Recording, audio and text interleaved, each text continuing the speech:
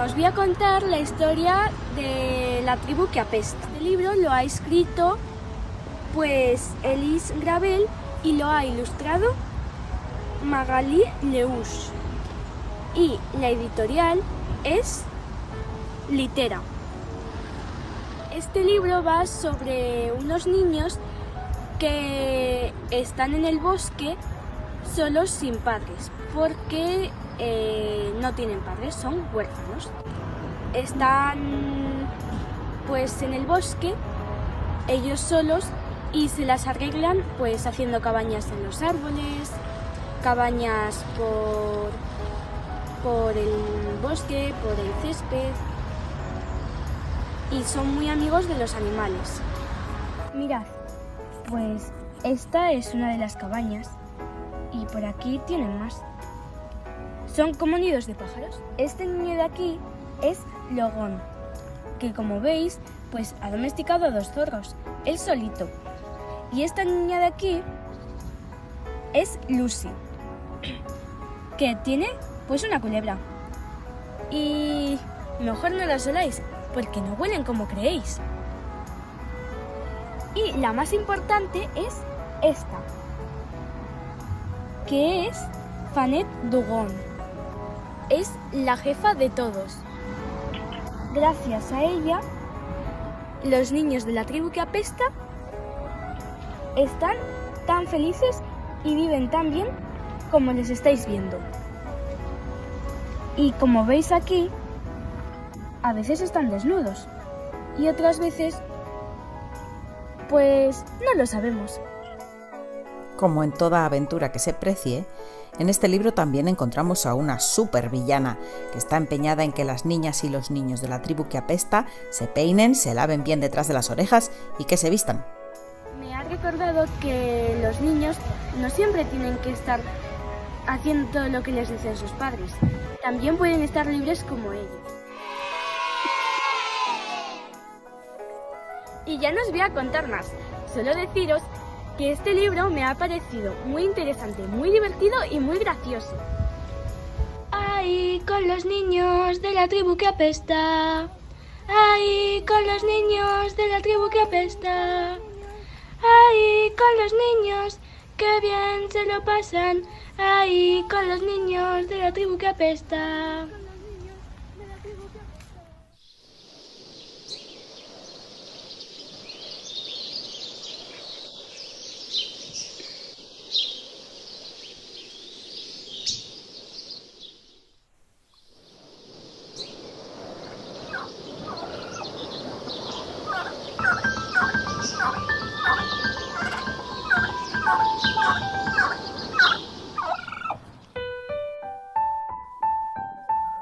Hola, os voy a presentar este libro, se llama En el jardín. Es un libro informativo y también es que es tanto para estudiar que para disfrutar. Esto lo puede leer un niño de infantil y de bachillerato. Tiene poco texto y tiene muchas imágenes que también ayuda a que entiendas mejor un poco la explicación. Y tiene también muchas ventanas para que puedas verlo mejor y puedas entender mejor un poco de qué va. El libro te habla de curiosidades de cada estación y también de qué frutos puedes recoger en cada una de cada estación. Y es muy interesante leerlo, yo lo recomiendo. Y bueno, espero que os guste.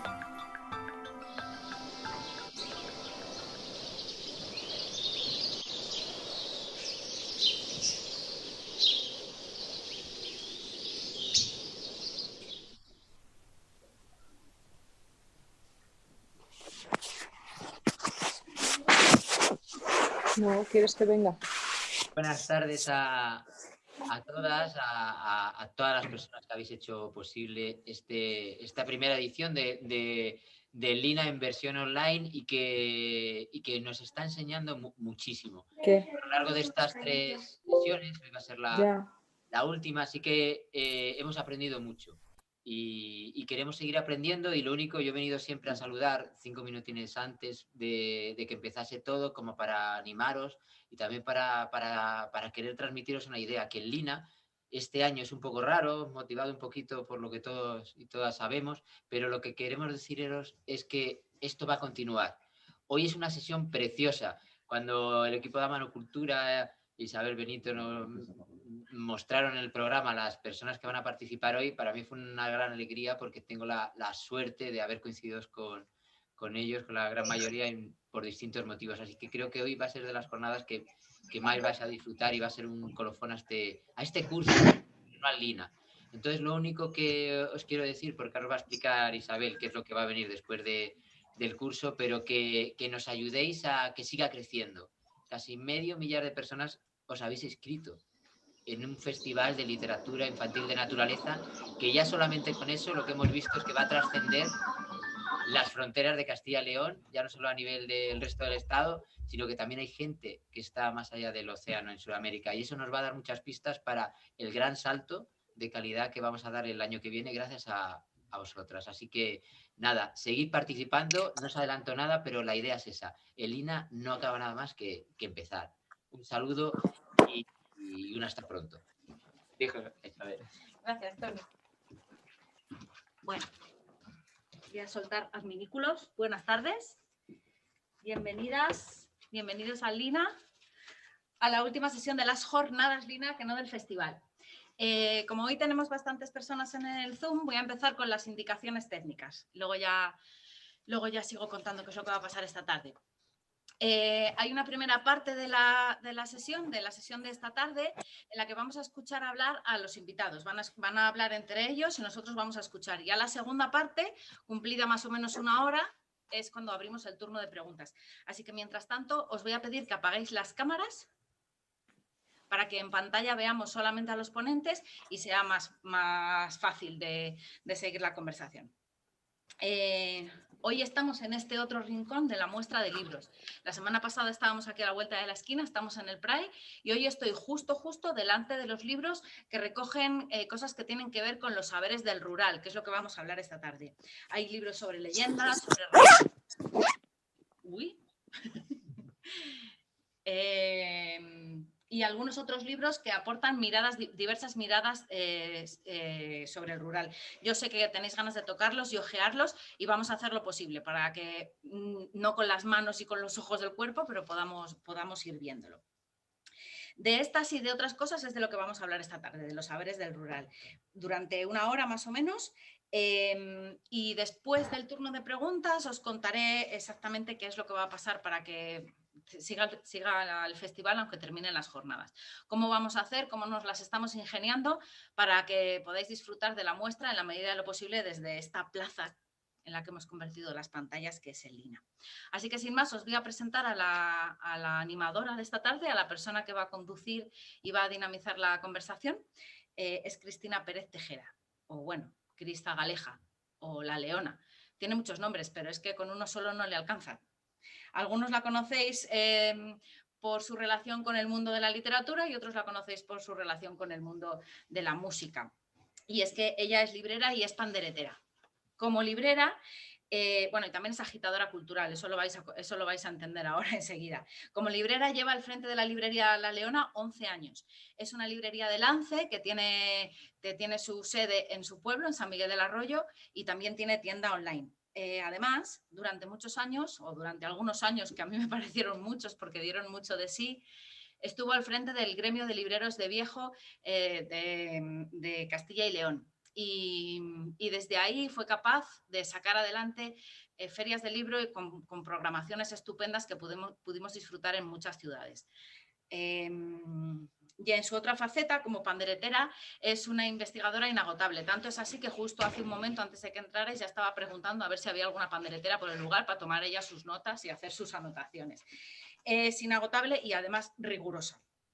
Estudia música tradicional, en concreto el repertorio de pandereta, y es profesora desde el año 2013. Además, está a punto de publicar un libro de técnica y repertorio que os recomiendo, tanto como si os apetece asomaros e introduciros al instrumento y curiosear qué es eso de tocar la pandereta y si da tanto de sí como parece, que sí que da, ya os digo que da, o como si queréis profundizar en el instrumento, porque yo creo que es una obra que se va a convertir en referente. La hemos invitado a animar esta conversación por todos estos motivos, por su relación con el mundo de la tradición y por su relación con el mundo de la literatura, y también porque cuando yo le pregunté cuál era su palabra almáciga, ya sabéis, esas palabras con las que estamos jugando, que son esas palabras que nos gusta tener en la boca y que de alguna manera nos transportan al rural, ella me dijo que su palabra era enrojar. Y yo creo que igual es lo que pasa esta tarde, ¿no? O lo que a mí me gustaría que pasara esta tarde, que saliéramos de aquí enrojados de ganas de aproximarnos a los saberes del rural. Así que, sin más, os dejo con ella para que os presente a las invitadas. Cris.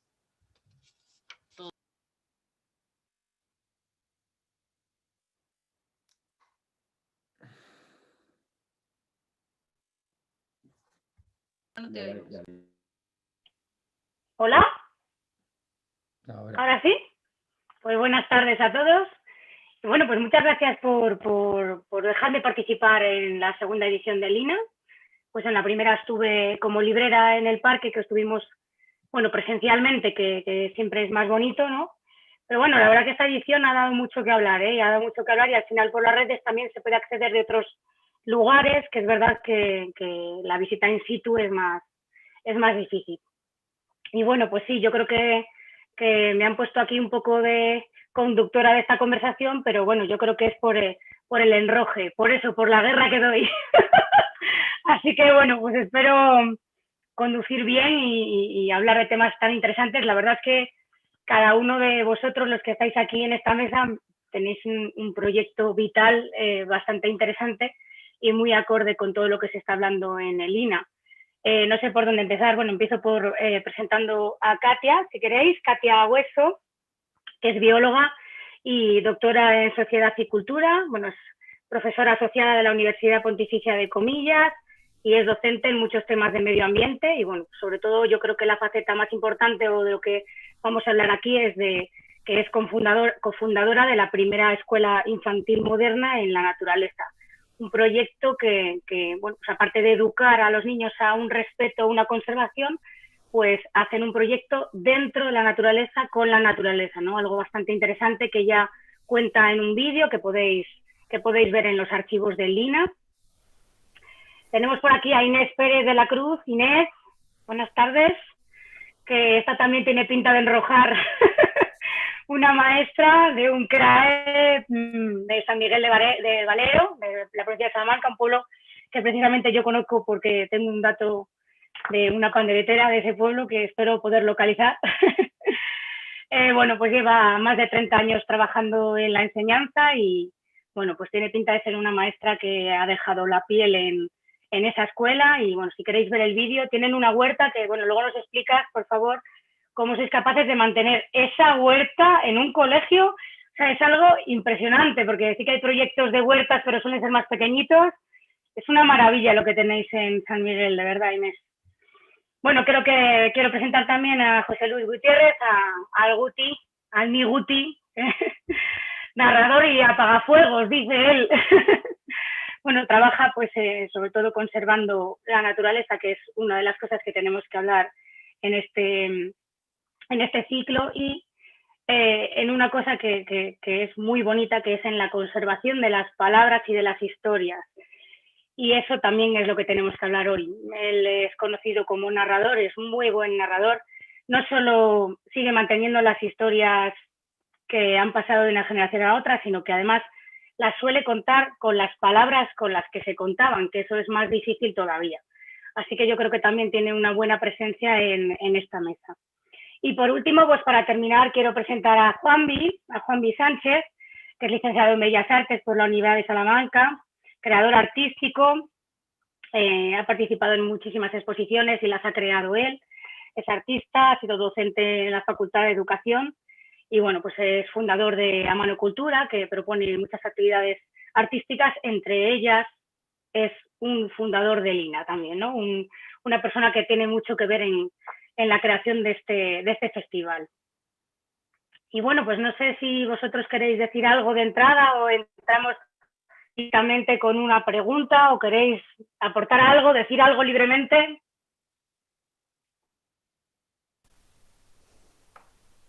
Estamos esperando que dispares. Yo solamente decir que estoy, vamos, absolutamente feliz de estar rodeado de vosotros, o sea, de gente a quien admiro, a Inés la admiro profundamente, es una persona a la que conozco hace, yo qué sé, 25 años. Y bueno, yo creo que solamente ella podría contarnos miles de cosas no de lo que es hablar, sino de lo que es transformar la realidad de una pequeña escuela en el medio rural. A Katia me parece súper interesante su proyecto, no sé si me recordarás, los conocimos aquí en la librería de cuando viniste a presentar el libro. Se me dio la pinza del nombre de la librería, Letras Corsarias. Sí, justo, eso es verdad. Y bueno, pues no sé, o sea, para mí es un gusto el estar rodeado de vosotros, vamos, y de Guti, de la Zagaleja, que bueno, pues que en otros campos que no son los míos me parece que pueden ser súper enriquecedores, ¿no? Me callo. No, bueno, estamos aquí para hablar, pero sí, es verdad que hay que conducir. Bueno, pues a lo largo de estas jornadas, pues sí que se ha hablado mucho sobre qué es el mundo rural, cómo es actualmente, si es o no muy diferente del mundo rural, urbano que hay actualmente, porque parece que siempre tenemos un concepto del mundo rural que parece que ya no es el mismo que era, ¿no? Tenemos ese concepto de lo que fue y no es lo que es ahora. Y bueno, no quería incidir mucho en esta pregunta, pero sí que me gustaría que, aunque fuera brevemente, habléis un poco de Espina y si creéis que hay tanta diferencia entre el mundo rural actual y el urbano o no la hay, si se parece el mundo rural a lo que describimos literariamente o en otras cosas actualmente. ¿Qué pensáis? Bueno, si queréis, disparo yo porque soy el escuchaviejas, entonces, a mi modo de entender, hay una diferencia tremenda entre el mundo rural y antiguo y el actual, pero también entre el mundo urbano en el que yo me crié de niño y el mundo urbano de hoy. No, hay una realidad diferente que básicamente es una realidad de comunicación y de maneras de comunicación. El problema para mí no es tanto el cambio, sino como la transmisión de todo aquello, yo es a lo que me dedico, sino transmisión de todo aquello que era importante en el mundo rural para que una persona sobreviviera, disfrutara, amara y se realizara como persona dentro del mundo rural. Ha habido o hubo una ruptura tremenda basada en dos cosas. Primero, como me dicen a mí los viejos, el día que la gente marchó, cuando en los 60, iba a decir 50, finales de los 50 en algunos sitios, pero sobre todo los 60 y primeros 70, cuando la gente se fue, quedó un hueco tremendo. Además, hubo una fuga enorme de capital vital, de capital humano, de grandes cabezas y de grandes voluntades que marcharon. Y después ha habido otra ruptura tremenda, que es el momento en que dejamos de escuchar a los viejos para escuchar lo que decía la tele, o bueno, y en sus múltiples tentáculos, llámense pantallas o llámense como se quiera llamar. Ha habido dos momentos críticos en ese cambio, que quizá en el mundo urbano ha sido una cosa como más progresiva. En el mundo rural ha habido un hachazo ahí en medio, se quitó esa transmisión, y yo creo que en ese punto está gran parte de las incomprensiones que hay entre lo urbano ahora llegando a lo rural, en esa pérdida de transmisión y de conocimiento y de cosas que amas, porque perder a una generación de jóvenes supuso perder lo que ellos amaban. Y bueno, yo trabajo mucho con la sensación de evocar en los que tienen ahora 50, 60, 70, aquello de la casa de su abuela, que además resulta que sus hijos y sus nietos que no han visto aquello de la trilla, ni de la siega, ni de la parva, pero lo siguen sintiendo como suyo porque lo tienen en la memoria de sus padres, y creo que ahí está el núcleo del problema, ¿no? Llegar a un pueblo o volver a un pueblo sin esa referencia que a ellos les costó cientos de años es complicado. Inés.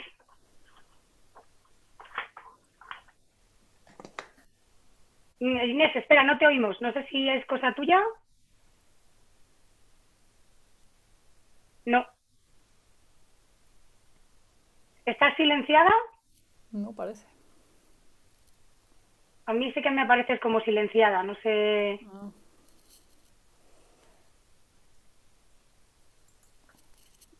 Katia, no sé si quieres aportar algo en lo que Inés a lo mejor arregla el micro o no. Sí, bueno, yo quería dar una perspectiva un poco diferente porque, bueno, abundando en lo que decía Guti de ese acervo que estamos perdiendo, yo recuerdo de pequeña me sentía un poco apartada de mi grupo porque era de las pocas que no tenía pueblo al que referirme o al que ir en verano. En realidad sí que lo tenía, lo que pasa es que lo tenía en el extranjero y bueno, era un poco diferente, ¿no? Pero lo que sí percibo ahora, yo vivo en lo que llamaría los rururbios de Madrid. Vivo en una zona ya un poco alejada de la ciudad, pero con clara influencia de la vida urbana, ¿no? Es un pueblo residencial, vamos a decir, que está a 50 kilómetros, y percibo que ya se ha perdido mucho de ese acervo rural, es decir, el aspecto físico del lugar sí es rural, pero la vida es totalmente urbana, ¿no? La gente circula con prisas, en coche a todas partes, niños con agendas de ministros, no sé, este tipo de cosas, ¿no? Y percibo en mis vecinos y quizá incluso en mí misma, pues una especie de idealización del mundo rural ya perdido, ¿no? O sea, estamos viviendo en realidad un espejismo, ¿no? Estamos queriendo volver a un estilo de vida más tranquilo, no sé, estamos como esperando ver rebaños pasear por las calles, ¿no? Y poder ver actividades rurales cuando realmente ya no existen, ¿no? Porque bueno, muchos de los terrenos que había aquí han sucumbido a la especulación inmobiliaria hace 20, 30 años y las personas que a lo mejor tradicionalmente se han dedicado a la ganadería o a la cantería o oficios típicos de aquí, pues ya están más que jubilados y ya están en otra fase de su etapa vital. Y sin embargo los jóvenes que han ido viniendo, pues veníamos a lo mejor buscando eso cuando ya no estaba, ¿no? Y nos hemos creado como una especie de imaginario retrospectivo que no sé si es beneficioso o no, y creo que estamos todavía en el momento de poderlo salvar gracias a que hay entornos rurales de verdad que todavía pueden preservar esas tradiciones, pero aquí desde luego hay que recuperarlo porque está prácticamente perdido, ¿no? Inés. Si ahora soy capaz, ¿se me oye? Te escuchamos, sí. Hola. En la sesión anterior yo dije que necesitaba las manos para tratar de explicar cómo veo yo esto del mundo rural y del mundo urbano. Alguna cosa voy a repetir que han dicho Guti y Katia. Vale para explicar más cosas, es una tontería, pero bueno, ¿entendéis? Este circulito sería el mundo urbano y el mundo rural. Entonces, de mucha gente y de muchas otro tipo de historias que son difíciles de controlar, como la economía o la política, podemos hacer que la conexión entre ellos sea ninguna, sea solo un puntito, tengan un poquito de intersección o hagan así. Claro, desde esta posición a esta hay muchos puntos intermedios. Yo estoy en una situación así. Ni me interesa todo lo urbano, ni todo lo rural, ni que se solapen del todo. Yo nací en un pueblo que ahora mismo viven 2 personas, ¿vale? Me fui a la ciudad y ahora he vuelto. Entonces tengo las 2 historias de vivir en un pueblo, de sufrir en un pueblo, porque el frío podía ser tremendo. No quiero volver a ese mundo rural bucólico, que no había servicios, no quiero volver a cagar en la calle. Y tampoco quiero estar en una ciudad donde todos los pisos están unos encima de otros, donde la calle no se puede jugar. La calle no es para las personas, es para los coches. Y ahora veo que, como bien dice Katia, hay muchos pueblos que se están urbanizando. No sé si existe la palabra pueblerizando, estaría muy bien, que es algo parecido a lo que Frato está tratando de hacer con sus ciudades de los niños como Pontevedra, o lo que propone mucha gente como Zaida Musi de hacer ciudades de 15 minutos. Entonces, a lo mejor sí que entre este mundo y hay muchas cosas que nos podemos aportar. Y entonces mi postura ahora está en este trocito. Es verdad lo que dice Katia, en San Miguel las cabras ya no están en las calles, las gallinas ya no están en las casas, hemos echado cosas fuera, pero sí que hay espacios en los que, pues depende de la filosofía de vida que uno tenga. Y yo no voy a ir con tacones a la huerta, pero sí que puedo hacer que la ciudad se favorezca al que haya, pues lo que hemos oído antes del patio escolar o de huertos donde uno recupere. Yo no quiero la vida que yo tuve de pequeña total, ¿vale? Que las matanzas son muy buenas y está todo riquísimo, pero huele fatal. Y había unos heritas aquí que, ojo, vamos a buscar. Y esa sería mi propuesta. ¿Qué cosas interesantes hay en la ciudad? ¿Qué cosas hay interesantes en el pueblo? Y vamos a juntarlas. Yo no creo que la gente, mis amigos de Salamanca, no van al cine más que yo ni al teatro. Porque en la zona donde vivo también hay una oferta de teatro muy interesante. Pero según lo que uno aporte a esta intersección, pues funcionan las cosas de una manera o de otras. Y luego, Guti tiene razón, hay cosas que las podemos recuperar porque las tenemos en la cabeza, y las podemos contar. Pero yo no puedo transmitir un olor. Y no puedo transmitir un abrazarte a una peña y tocar, es muy difícil si no la tienes. A mí me gustaría, para terminar esta primera intervención, recomendar un libro que a lo mejor literariamente, no sé si se ve, bueno, Rafael Navarro de Castro, La tierra desnuda. De una tacada cuenta la vida de Blas y hay trozos que son verdaderamente magníficos. Es decir, de cómo ha ido cambiando y ya no puedes dar marcha atrás, o sí. Por ejemplo, las basuras. Dejo ahí. ¿Qué pasa? Las basuras de la ciudad, las basuras del pueblo. Entonces, que seamos listos. Y yo, rural, voy a coger lo que me interese de la ciudad, pero voy a evitar que nos comamos otras mierdas, ¿vale? Entonces, esto.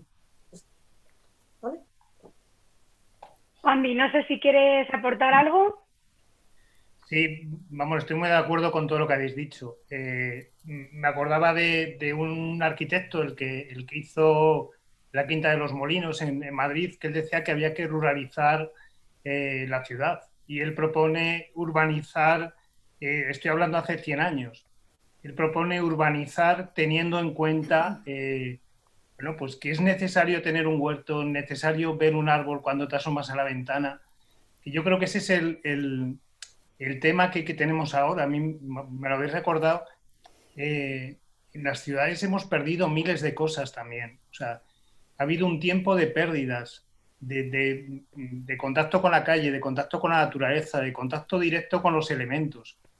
Y eso se ha perdido menos en los pueblos, pero también se ha perdido. Entonces, estamos convirtiendo en pequeñas ciudades los pueblos o quedándonos con lo peor de la ciudad a veces. Entonces, tendríamos que ser inteligentes como para esto, para lo que dice Inés, que estoy totalmente de acuerdo. O sea, yo pensé que tu último gesto iba a ser este, ¿no? O sea, cuando sumamos las dos cosas, cuando sumamos el pueblo y la ciudad, los conocimientos, la sabiduría, lo que podemos aportar, somos mucho más ricos. O sea, no somos solamente dos círculos. Creo que, no sé, o sea, saldrá más adelante, pero tenemos que hacer habitables los pueblos de otro modo, tenemos que hacer habitables económicamente, pero no dejarnos como lo esencial por el camino.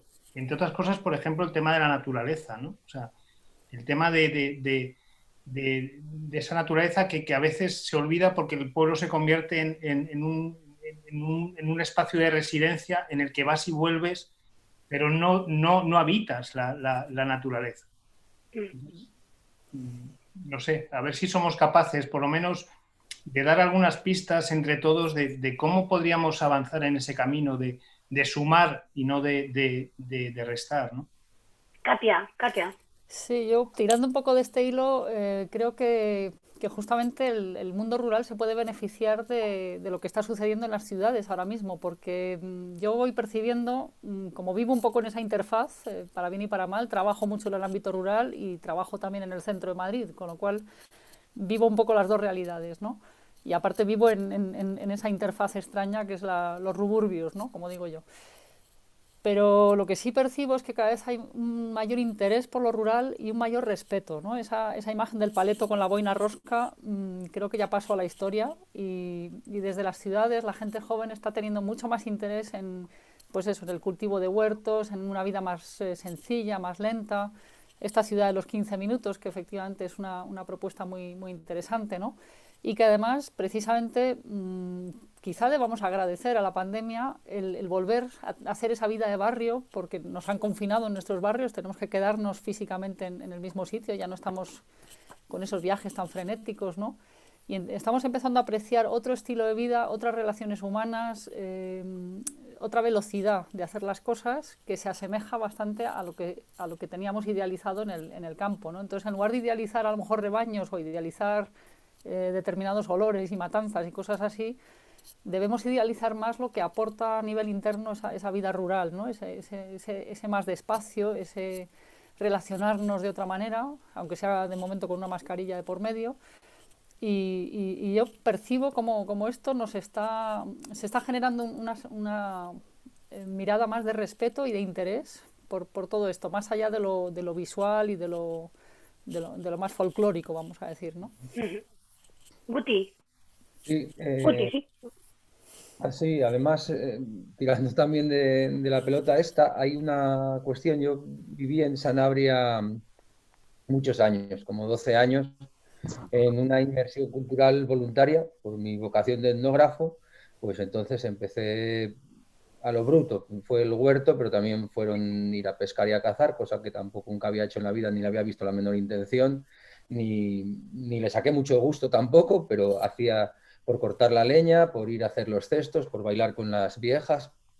A lo que voy es que el llegar al mundo rural, el reinstalarse en el mundo rural, es una labor que exige una generosidad terrorífica y una amplitud de miras enorme.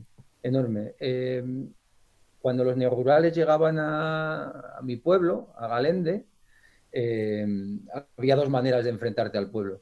Es decir, entonces, lo primero era pensar que los que estaban equivocados eran los del pueblo, y que como eran los cerrados del pueblo, pues no entendían tu manera fantástica de vivir, y seguidamente te cabreabas muchísimo, porque no había ADSL, no teníamos banda ancha, el agua en verano pues no estaba todo lo bien que venía, y además pues eso, tenías que vigilar de que tu perro no se comiera a ninguna oveja del vecino ni a ningún.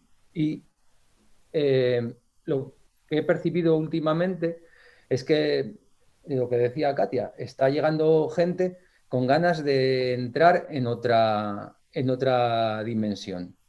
¿Cuál es el problema? Que hay la comunidad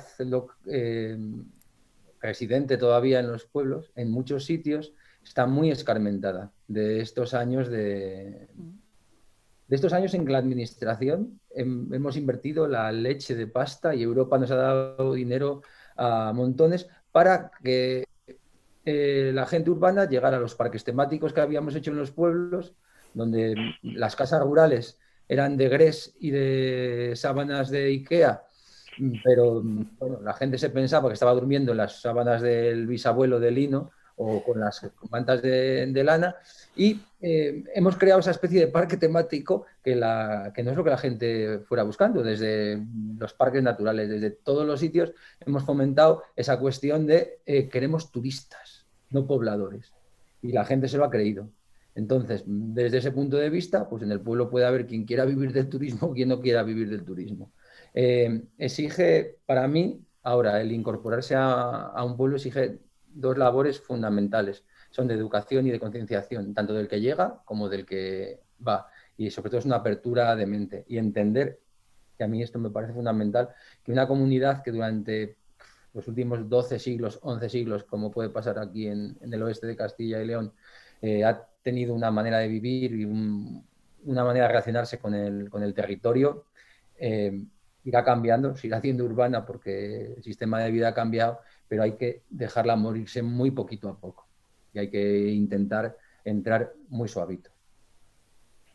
No sé si, bueno, creo que voy a aprovechar este impasse para continuar un poco al hilo de esto, para hablar un poco de la importancia del territorio. Bueno, a mí me parece que este tema es bastante importante, porque desde la política se nos vende la patria, la que sea, y la patria no dice nada, pero el territorio sí dice, el territorio es el tuyo. Si tú conoces tu territorio, si tú sabes dónde vives, lo defiendes. Si el agua de tu pueblo o de tu ciudad o de tu zona es tuyo, tú defiendes tu agua. Si tú sabes qué plantas son las que se dan bien en tu pueblo y las que tienes que conservar, tienes que saber cómo cuidar la tierra o cómo tener. ¿Os parece que desde la educación en general se está echando un pulso, o desde la educación familiar? Porque antes esto era algo de todo el mundo, ¿no? Un poco lo que decía Guti, los saberes del mundo que se transmitían directamente. Pero ahora, ¿qué parte de las familias, qué parte de la educación está basada o está apostando por educar sobre el territorio y por la defensa de nuestro territorio? No sé si... Bueno, Inés, venga. Me siento aludida por lo de maestra y por lo de educación y por lo de tal. A ver, en educación sí que se tiene muy clarito que las escuelas rurales son las escuelas no solo que están en el medio rural en un pueblo, sino que tienen un tipo de alumnado que llamamos los maestros multiniveles o escuelas unitarias. Es decir, que hay niños de cursos diferentes mezclados. ¿Qué he observado yo, además de lo que dice Guti con la escuela? Que de pasar de las escuelas rurales eran una mierda, porque era en el pueblo, y todo el mundo se quería ir a la ciudad, como salieron los maestros. Y yo, Inés, en San Miguel, soy mala maestra, pero me voy a Salamanca y soy buena maestra. Hay como esa contradicción. Hemos pasado a que ahora sí que es verdad, y yo pienso en los 9 niños que tengo, quienes han decidido voluntariamente llevar a sus niños ahí, qué preguntas nos hicieron para elegir una escuela. O sea, la escuela pública, que es de todos y para todos, pues llega hasta el último sitio. Y los padres y las madres, las familias pueden elegir dónde les llevan, ¿vale? Eso que antes no se daba, a mí me da ahora un placer enorme que la gente pregunte, ¿y cómo hacéis tal cosa? ¿Y cómo os organizáis para tal? ¿Y qué valores tiene el que estén juntos? Entonces, en esa elección sí que se nota la metodología que puedes utilizar después. Porque, por ejemplo, luego me gustaría que Katia complete esto o lo rebata. Cuando es una escuela privada o voluntaria, la gente que va allí ya sabe todos a lo que van. En mi escuela no. Hay gente de muchos colores y de muchas ideas y de muchas confrontaciones, que eso es muy rico. Entonces, nos vale para unir los saberes que se van marchando, como los que dice Guti, más los valores que vienen de la gente que quiere otra cosa nueva. Y ahí vuelvo otra vez a esto, Juanvi, aunque luego lo podamos estirar, que no hay más remedio que compartir los saberes. Y por eso está el huerto de San Miguel, que el huerto grande que habéis visto en el vídeo no es todo el huerto de la escuela, ¿vale? Es como compartes. Pero ese huerto grande, en el que hay un senegalés, en el que hay un señor del pueblo que nos ha dejado la tierra, en el que hay vecinos que nos miran, justo está sirviendo para eso. Para ver qué saberes, no por ser tradicionales, son los mejores, ni qué saberes por venir de la ciudad son los buenos. Por ejemplo, este verano, un señor de Alo de Huerto estaba feliz porque ven, corre, ven, que con la horca había pinchado un sapo, así de grande, de los sapos tanque que a mí me encantan. Aunque no sea una sapa, me encantan esos sapos. Y entonces yo debí poner una cara que me decía él, no, tú dime por qué las matas. Y ahora yo te explico por qué yo no lo mataría. Entonces, ahí se crea un intercambio de datos y de saberes que yo creo que él va a seguir matándolos porque no le gustan. Y yo los voy a seguir protegiendo, pero en el medio están mis niños, están mis niñas mirando y escuchando y poniendo la oreja a ver qué pasa. Entonces, bueno, pues el ideal de belleza de un sapo es una sapa. Puede que él lo siga matando, pero delante de mí no lo va a hacer. Y delante de los niños tampoco. Y esos futuros niños y niñas que a lo mejor son pobladores aquí, o en León, o en Salamanca, o en Canadá, la estructura de que la vida está muy mezclada de animales, plantas, personas, un saber que va y viene, la van a tener. Entonces yo lo del territorio no quiero que sea mi agua, mi pueblo. De hecho, yo ponía en el título, mi escuela, tu escuela, nuestra escuela. Entonces, eso es una escuela unitaria, como la de San Miguel de Valero, la de Valero de San Esteban, se puede hacer. Edades mezcladas tenemos mucho más tiempo para hacer según qué cosas. Y ahí sí que surge a ver, no mates un escarabajo porque te está moviendo la tierra y si no te fías de mí, pues se lo preguntas a un científico y luego a otro y ahí es donde se puede ir cambiando esa mezcla de sabores y de saberes y de, por ejemplo, cuando queréis hablamos de tomates. Los tomates ya no son rojos, ¿vale? Son de muchas maneras. Entonces, en esa variedad, en esa mezcla y en ese compartir, y a veces discutir, que no está mal, pues está la riqueza. Y habrá palabras que las recuperemos porque necesitamos una zolacha y habrá otras que se pierdan porque pues es muy difícil recuperarlas si no se usan. Pero habrá que guardarlas y no olvidarlas. Katia, no sé si quieres... Sí, por alusiones, desde luego, y también porque la pregunta me parece muy pertinente. Gracias, Inés. Creo que compartimos muchísimo, a pesar de que nuestros proyectos tienen diferencias evidentes, ¿no? Nuestro proyecto, la Escuelita Saltamontes, es un proyecto de educación infantil, es decir, abarca la edad de 3 a 6 años y además es un proyecto privado con todas las dificultades y restricciones que eso conlleva, ¿no? Efectivamente, tenemos un grupo familiar mucho más uniforme, no tan diverso. Es gente que viene buscando lo que nosotros ofrecemos, que es salir a la naturaleza, salir al campo con los niños. Y eso hace que tengamos en general una cosmovisión más uniforme. Bueno, por otra parte, pues es más pacífica la convivencia, quizá, que tampoco siempre, ¿no? Pero bueno. Pero sí que me parece muy importante cuando explico el proyecto a las familias que van a venir, una de las cuestiones en las que incido bastante es precisamente en lo que se llama la topofilia, es decir, el pegamento que nos une al territorio, que es algo que describió un geógrafo norteamericano de nombre chino, ahora no me acuerdo, Fuyi Tuan o algo así, no me acuerdo bien. Luego, si no, pongo por el chat el título del libro, por si alguien tiene interés. Y este señor pues explicaba eso, la topofilia es ese vínculo que tenemos con el territorio y que lo tenemos a través de las experiencias, muchas experiencias tempranas en la infancia, ¿no? El contacto con el terreno a través de las aventuras que vivimos en él.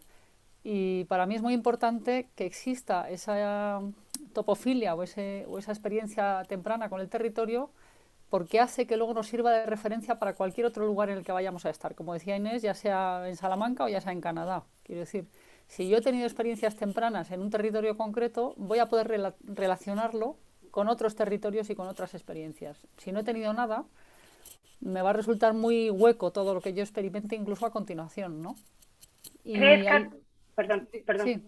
No, te iba a preguntar, si tú crees que todos esos niños que se crían ahí en esa escuela, que están en el medio del bosque, si tú crees que ellos serían capaces de apoyar cualquier proyecto o lo que sea que incidiera o perjudicara ese bosque donde se han criado. Que eso es a lo que yo iba, a que muchas veces los territorios, estamos acostumbrados a que el alcalde manda y entonces el agua, como tú lo pagas, ya no sabemos quién lo gestiona.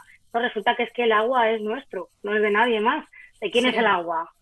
¿Sabes? Bueno, que al final es como cuidar o crear tu territorio o tener tu territorio. O sea, esa pregunta quiero que lo cuentes tú desde tu experiencia. Cuando tú tienes niños, ¿cómo ellos, o sea, qué harían ellos frente a esa zona donde se están criando, ese terreno?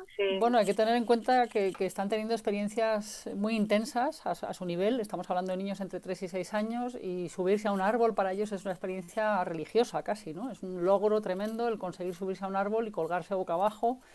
Y cualquier otra experiencia que puedan tener allí, ¿no? Ver un arco iris o trepar una roca, encontrar bichos. O sea, estas son las vivencias que tienen todos los días. Ese es su currículum, vamos a decir, ¿no?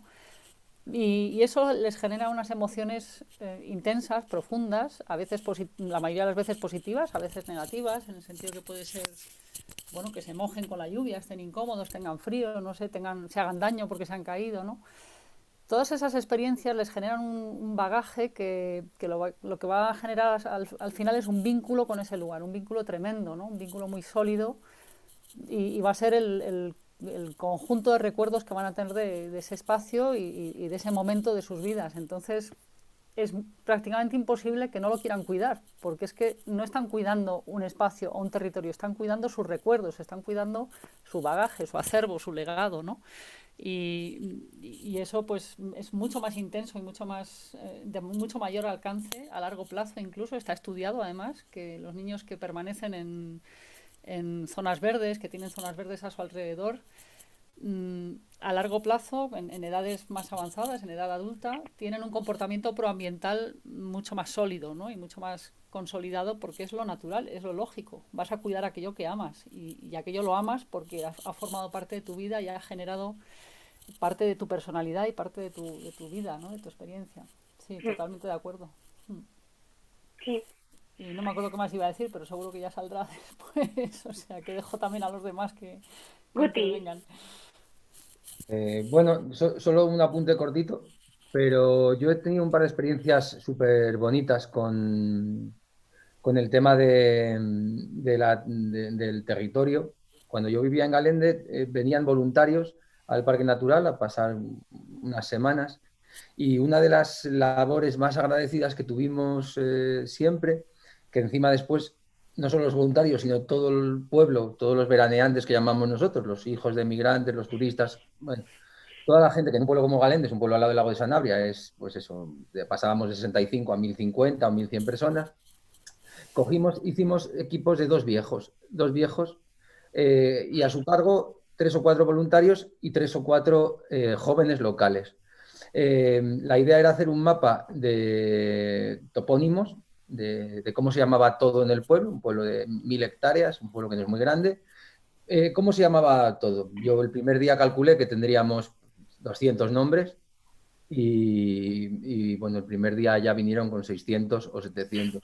De tal manera que el segundo día les dijimos, bueno, pues ahora vais a volver a los sitios, pero ya no nos interesa que apuntéis todos los nombres, porque realmente cada piedra en un pedregal tenía su propio nombre, sino que nos cuenten por qué pasó, qué vivió cada persona, cada viejo que estaba allí, qué memoria tenía del lugar. En dónde se le perdió la cabra, por dónde le entró el lobo aquel día a las ovejas, dónde se daban las mejores matas de espárragos, por qué era famosa esa poza, si daba 3 truchas o daba 2 truchas, y fue un trabajo apasionante y que estuvieron durante semanas en el bar. Es que me paraba la gente en el bar y venían a decirme, no le dije a los muchachos, se me olvidó contarle a los muchachos que una vez allí, y había asesinatos y había violaciones y salieron una cantidad de historias increíbles dentro de la toponimia. Es decir, que el territorio evoca, para las historias, es todo. Y en los cuentos, el territorio es lo que da la verdad del narrador.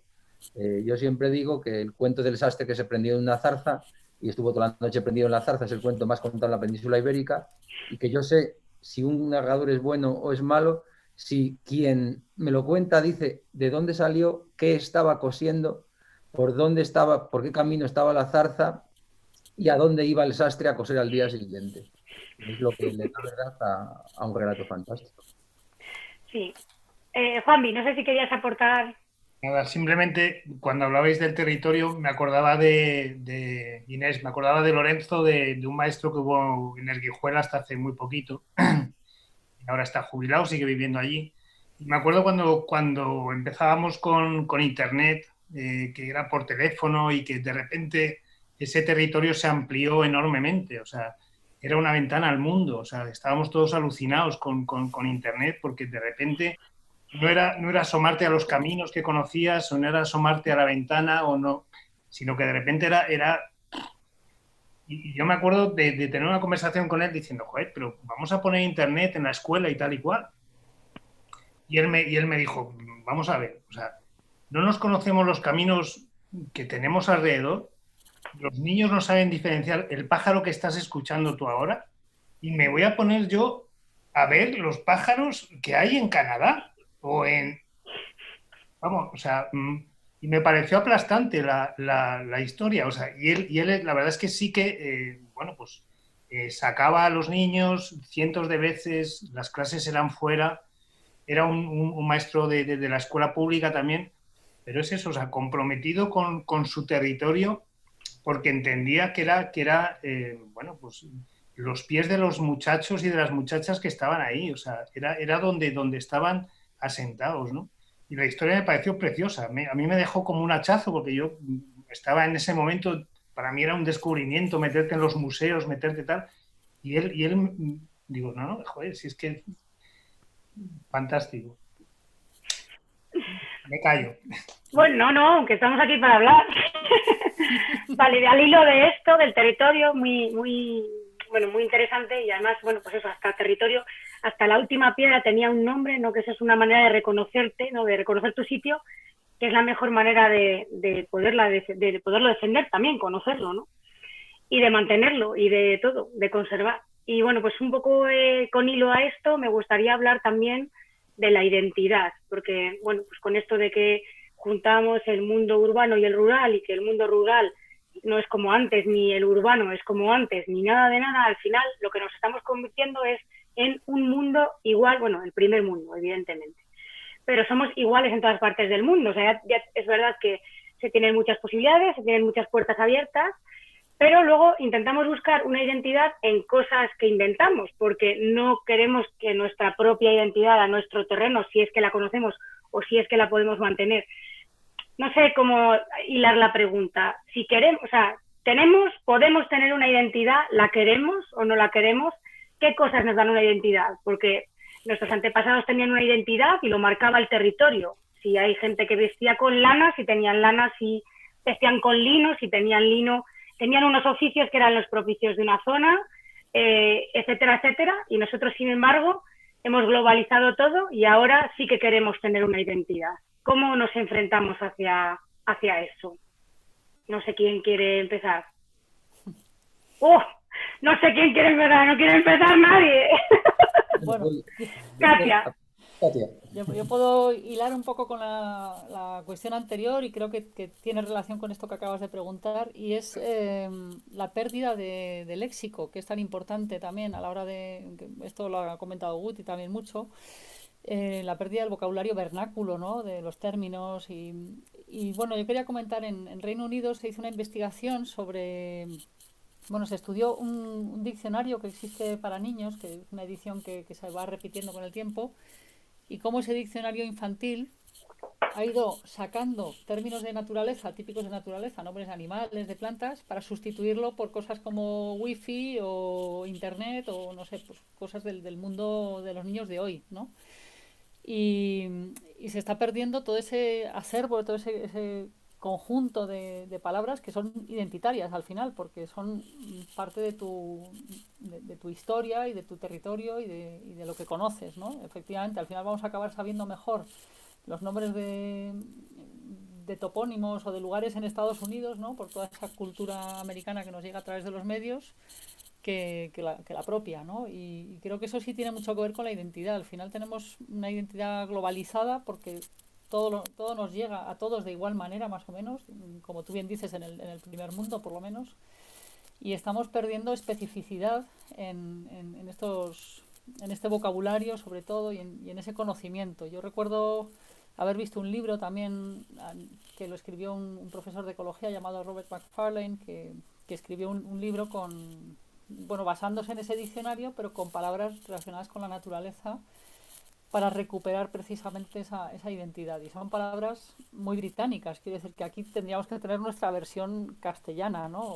Bueno, pues esas palabras que ya se van perdiendo y además precisamente en un país como el nuestro, que hay tanta diversidad de lenguas, de dialectos, de variedades, de localismos, ¿no? Porque no es lo mismo una palabra no sé, en La Mancha que en zanahoria, ¿no? Aunque estemos aludiendo al mismo. Yo me acuerdo mucho del cuento que contabas, Guti, que hubo un par de palabras locales que utilizaste que yo las reconozco de Guadalajara, por ejemplo. Es muy, muy curioso que estando tan distantes y son localismos iguales, ¿no? Pues yo creo que esto se puede recuperar precisamente a través de la tradición oral. Me parece precioso ese oficio y ojalá, me da mucha envidia que tengas esa capacidad de contar cuentos y lo mismo a través del arte, Juanvi. Me gustó mucho también tu planteamiento porque recuperaba mucha identidad, ¿no? Tú hablabas mucho del diálogo de los elementos con el espacio, ¿no? De escuchar y de sentir el espacio antes de proponer cualquier cosa, ¿no? Y yo creo que eso está muy relacionado con la identidad. Alguien que venga del mundo globalizado, de una ciudad, pues no se lo va a plantear y te planta, pues eso, un mueble de Ikea, ¿no? Y ya está. Entonces yo creo que tenemos que reivindicar, y creo que está pasando, ¿eh? Creo que ya estamos ya todos muy ikeaizados y muy cansados, ¿no? de todo lo mismo, ¿no? Y estamos empezando a buscar creo que hay una verdadera inquietud y viene un poquito del mundo urbano, pero también del mundo rural, de los jóvenes del mundo rural, que creo que profundizan un poquito más en estos aspectos. Y yo tengo bastante esperanza en que esto se recupere, pero bueno, tenemos que hacer porque se recupere, ¿no? Es difícil, sí. Guti.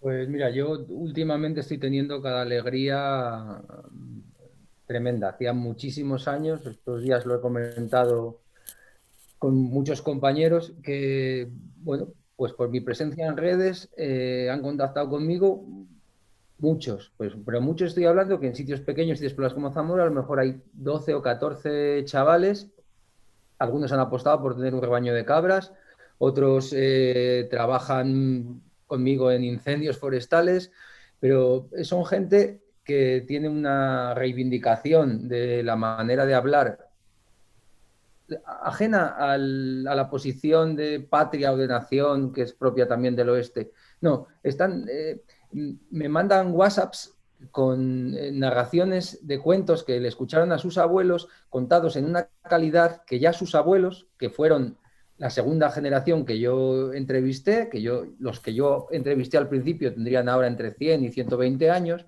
que están hablando en un nivel lingüístico correspondiente por lo menos a 2 generaciones anteriores a la que ellos tienen, con una reivindicación de la manera de hablar y de las palabras pequeñas. Esto es fundamental. Yo me acuerdo que llegábamos al mercado del Puente de Sanabria cuando yo empecé a ir a los pueblos con 14 o 15 años y podías distinguir perfectamente en un sitio que tiene 20 kilómetros de ancho, todos los valles de Sanabria, de qué valle venía cada persona, de qué grupo de 3 o 4 pueblos venía cada persona lingüísticamente, porque eran realidades absolutamente diferentes y yo cuando cuento los cuentos intento golpear ahí. Por tanto, la manera de hablar, el habla como manifestación ultralocal, ¿es fundamental para la identidad? Fundamental. Pero para mí hubo otra cosa mejor o más importante, y que esa es factible. Yo también soy hijo de maestra, de escuela unitaria hasta que me trajeron a la capital, que mi madre parió tantos hijos que nos tuvimos que venir todos para acá, pero cantábamos romances, cantábamos rondas, cantábamos lo que se cantaba en el pueblo, en Manzanal de Arriba, en Molacillos o en Fermoselle, cantábamos todos los días aprendíamos romances. Y yo, para distinguir a un pueblo después de tantas y tantas peleas como he hecho y sitios, es el cantar. Es el cantar. Cuando estás en la romería de la Alcobilla en Sanabria y se juntan a cantar los de Cerdillo, cantan diferentes de los de San Ciprián y cantan diferentes de los de... Y es en el cantar, bueno, este año, por ejemplo, en sitios donde está vivísima la cosa, como en La Vera, ¿no? Que es un sitio fantástico para cualquier persona que se quiera... Lo que está pasando en los pueblos de La Vera. Que cada pueblo tenga su ronda que se presenta en el guitarbera o en el peropalo, como quieran, pero que se junta para cantar lo suyo y que puedas distinguirlos cantando lo suyo, para mí y eso es una labor de la escuela y del maestro. Es decir, yo creo que deben de aprender de Mozart, por supuesto, y de reggaetón y de música trance y de lo que quieran aprender, pero cuando los niños de una escuela aprenden a cantar un romance del pueblo o una ronda del pueblo o una canción de corro del pueblo, son felices, y eso estoy yo harto de andar por las escuelas. En cuanto le rascas y le tocas eso que es el Manolo mío, la molinera, es un tesoro. Juanvi, no sé si querías intervenir. Nada, simplemente hablando de identidad, no sé de qué manera, lo lanzo también porque no sé resolver un poco el entuerto, pero creo que muchas veces tiene que ver con un tema económico. O sea, está desapareciendo el campesinado, por ejemplo. O sea, en el Guijuela la aceituna se está pagando este año 10 céntimos más cara de lo que se pagó hace 20 años. Eso quiere decir que miles de kilos de aceitunas se quedan en los árboles, como se han quedado miles de kilos de cerezas y como se van a quedar miles de kilos de uva, porque no es rentable. Entonces, de repente esa globalización o ese modo de generar esta economía hace que, pues, por ejemplo, la agricultura de montaña no sea rentable y desaparece. Y desaparece con eso todos los saberes, todas las maneras de hacer, todos los cuidados de la tierra, toda esa energía compartida entre los espacios y las gentes, todo eso desaparece. En la sierra estamos en un parque natural, reserva de la biosfera, todas las cosas, todos los títulos posibles. No sé, o sea, no sé decir cuánto, pero el 60, el 70% de las tierras de cultivo están sin explotar en este momento. Presas de los incendios, presas bueno, pues de que los animales silvestres o salvajes estén campando a sus anchas, tirando los paredones que llamamos allí, las terrazas, esas terrazas de piedra que son una auténtica arquitectura igual por reivindicar, porque es increíble lo que hicieron ahí, con cuánto trabajo para a lo mejor, bueno, pues eso, para mantener un huerto de 2 metros de ancho, hay unas terrazas a lo mejor de 3 metros de altas, piedra a piedra. Y todo eso se está perdiendo porque, bueno, pues porque económicamente no es interesante, no interesa. Entonces, yo no sé cómo decías tú antes, Katia, lo del respeto. O sea, a mí esto, o sea, verdaderamente me duelen cuando veo este tipo de historias, o sea, y cuando veo pues eso, a mis paisanos, a mis vecinos, intentando sobrevivir a pesar pues esto, o sea, de que en la cooperativa no hay manera de sacar las cosas de una manera, bueno, pues simplemente digna. Y no se puede tener identidad cuando te hacen perder la dignidad. O sea, cuando de repente eso, o sea, se está tirando tu trabajo por el suelo, ¿no? O sea, cuando te están pagando la cereza a 0,60 o a 0,70 el kilo. O sea, entonces, no sé, o sea, creo que Delibes, que esta semana nos estamos acordando todos mucho de él por su centenario, o sea, lo decía en los años 70. En los años 70 él tiene unos escritos en Un año de mi vida, en el que él dice: el medio rural está absolutamente dejado y abandonado por parte de los políticos. Tenemos que revertir esto de algún modo. Yo creo que lo que decís antes, hay posibilidades. Ahora con la pandemia hemos mirado hacia el medio rural, estamos viendo bueno, pues que nos da mucho más de lo que pensamos. No sé, yo creo que podría ser un momento para que hubiera un impulso real, o sea, y no sé, nos concienciemos todos de que a lo mejor no tenemos que comprar ciertas cosas a ciertos precios, porque lo único que estamos haciendo es machacar al que tenemos al lado. No podemos, bueno, no sé, no me voy a meter a decir aquí, pero es eso, o sea, muchas veces hablamos del medio rural, pero es muy duro el vivir allí intentando mantener de algún modo esos oficios, esas tradiciones. Es mucho más fácil comprar un mueble en IKEA a que te lo haga un artesano, o sea, porque, bueno, pues porque es mucho más barato, es mucho más práctico, es un tema de usar y tirar, que es a lo que vamos, en todo en la vida y en el medio rural también está ocurriendo, o sea, el usar y tirar, el tema de las basuras, o sea, bueno. Es algo complicado. Sí, Inés, ¿querías hablar? Luego te doy paso. Para dar una pincelada, yo el otro día decía que tenía la cabeza como una olla a presión sin pitorro. Pues justo unas de las palabras que me hacen ebullir y que me hacen enloquecer, justo las que habéis dicho, la identidad y la tradición. Entonces, desde una escuela donde hay niños de distintas culturas, de distintas zonas, ¿qué identidad haces? Entonces, a mí me parece que yo estoy siendo una persona privilegiada porque puedo estar asistiendo a la creación de una nueva identidad. No la que había, no, sino una mezcla de muchas cosas que habrá que empezar a inventar. Igual que inventamos palabras cuando inventamos un aparato nuevo. Por cierto, creo que los últimos verbos que nos estamos inventando todos son de la primera conjugación. A ver el chico de las palabras de viejas si esto tiene algo que ver. Las que acaban en ar, en er o en ir, no hay ninguno. No sé. Bueno, entonces, ¿qué identidad creo? Yo no quiero dar marcha atrás. Entonces, creo que todo esto es un movimiento en espiral. y surgirá algo nuevo. Nosotros estamos hablando hoy aquí de esta identidad y del trillo, no trillo, de la matanza de la Zolacha, y a lo mejor dentro de 20 años nuestros alumnos, Guti, están hablando, pues tenía una maestra que decía. Entonces, ¿cómo compagino yo en la escuela esto de la identidad? Cuando les digo, no quiero fronteras, somos todos del mundo mundial y soy de mi terruñito solo. Entonces, ahí me crea un conflicto enorme. Y lo de la tradición, Guti, lo tengo que preguntar, ¿vale? Porque me crean muchos conflictos. En mi escuela cantamos y bailamos, yo canto fatal, pero me da lo mismo. Bailo y canto lo que haga falta con los niños y mezclando mis romances con su rap y con sus historias. Pero todo porque es tradicional y porque es tradición vale. Y entonces ahí me complico mucho.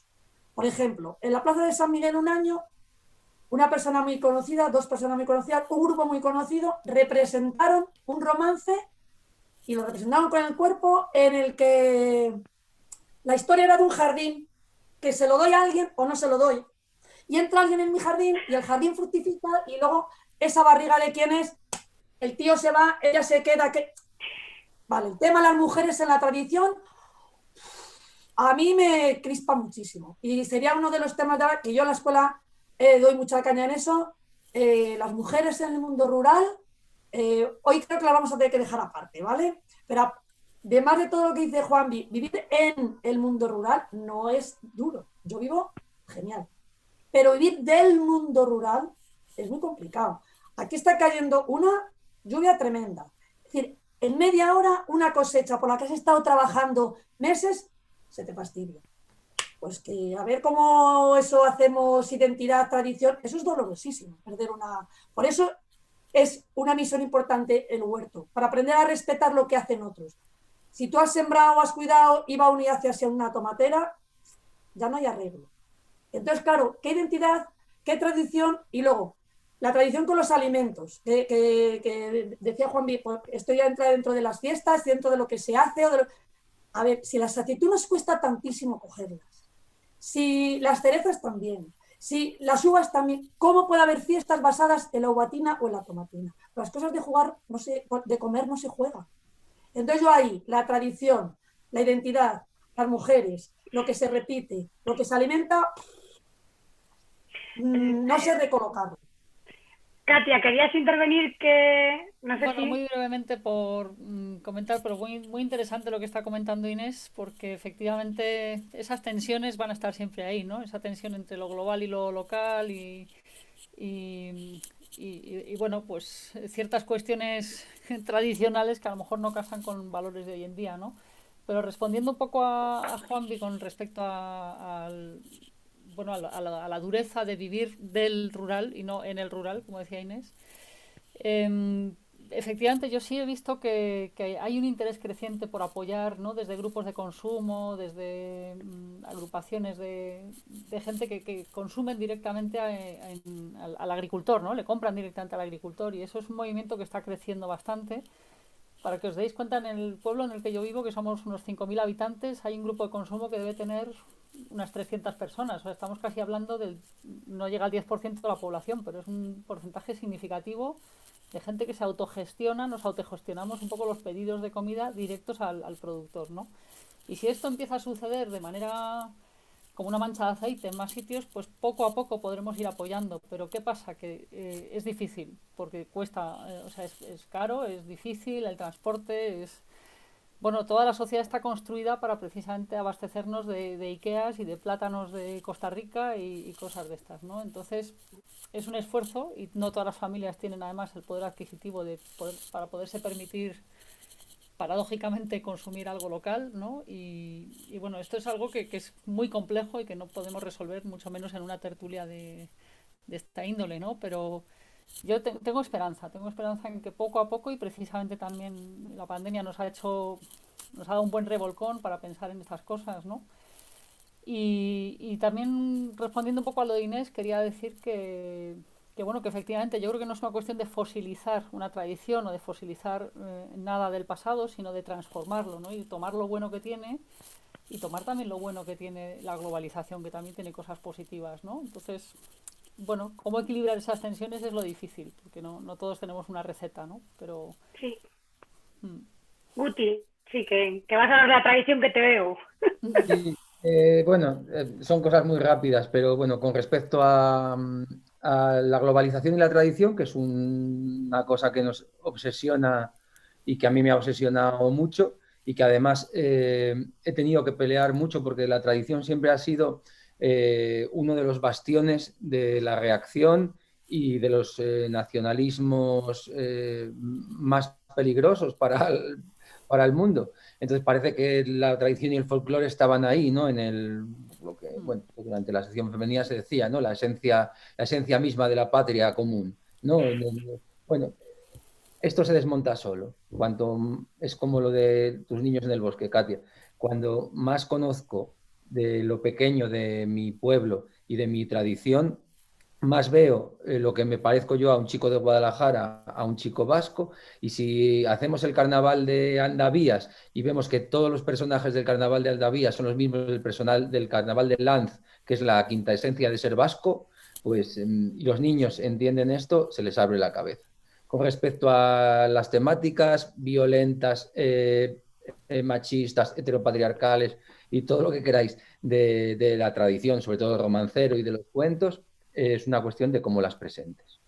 El cuento de la princesa, que cuento del pájaro grifo, que el muchacho pues pasa 1000 putadas para casarse con una princesa, pues desde el momento que tú lo cuentas como la princesa pija, el cuento cambia y los chavales están buscando otra cosa. De todas maneras, yo no me fío de los cuentacuentos para niños que no matan personajes, que no matan, me parece que son unos farsantes. Tiene que haber sangre, tiene que haber muertos, tiene que haber callaos, y Barba Azul es un cuentazo para niños y se cargó a sus 7 mujeres. Y es súper educativo y además los apasiona. Depende de cómo lo presentes. Por supuesto, pues no puedes. Yo grababa el otro día, grababa unos cuentos terroríficos por ahí, por la zona del oeste, de Rebollar de Salamanca, que siendo terroríficos, después al ensayarlos con mis sobrinos, pues vi que tenían una parte interesante, el pastor tonto que mataba al hijo metiéndole una aguja por los oídos. Pues el tema es terrorífico, pero tiene una vuelta y tiene una enseñanza y una manera de hacerlo bien. Y por último, con respecto a este tema yo soy, a lo mejor es porque trabajo en la administración, no decido en la administración, soy un peón de los de abajo, pero confiamos mucho en el dinero de la administración, confiamos mucho en la inversión, confiamos mucho. Si las cerezas y las aceitunas de Guijuela tienen que ser rentables, lo serán como son los chorizos del caserío de los vascos. Cuando tú vas a Vitoria, el sábado por la mañana, hay colas para comprar unos quesos a un precio que fliparías. Y pagas a 4,5 € unas manzanas que, vamos, que si las coges a 1 € en el Mercadona, ni las mirarías de lejos. Pequeñas, arrugadas, feas. Es decir, que es una cuestión de consumo. A mí cuando la gente se queja de esto, siempre les digo eso, no compréis nada que tenga bolsa. Y a lo mejor en Madrid hay que hacer un grupo de consumo, pero en Salamanca, en Zamora, en León, en Valladolid no. Solo hay que acercarse a la huerta del vecino y esa es la decisión. En el momento que sean, como ha pasado este año, en mi barrio aquí en Zamora Capital, en mi barrio este año, en todas las panaderías y en todos los kioscos del barrio hay un cesto de tomates, un cesto de pimientos y un cesto de frijoles. ¿De dónde? De los huertos que ha habido por causa de la pandemia. La gente se ha metido tanto a lo bestia al huerto, que han producido tanto que les estorbaba en casa.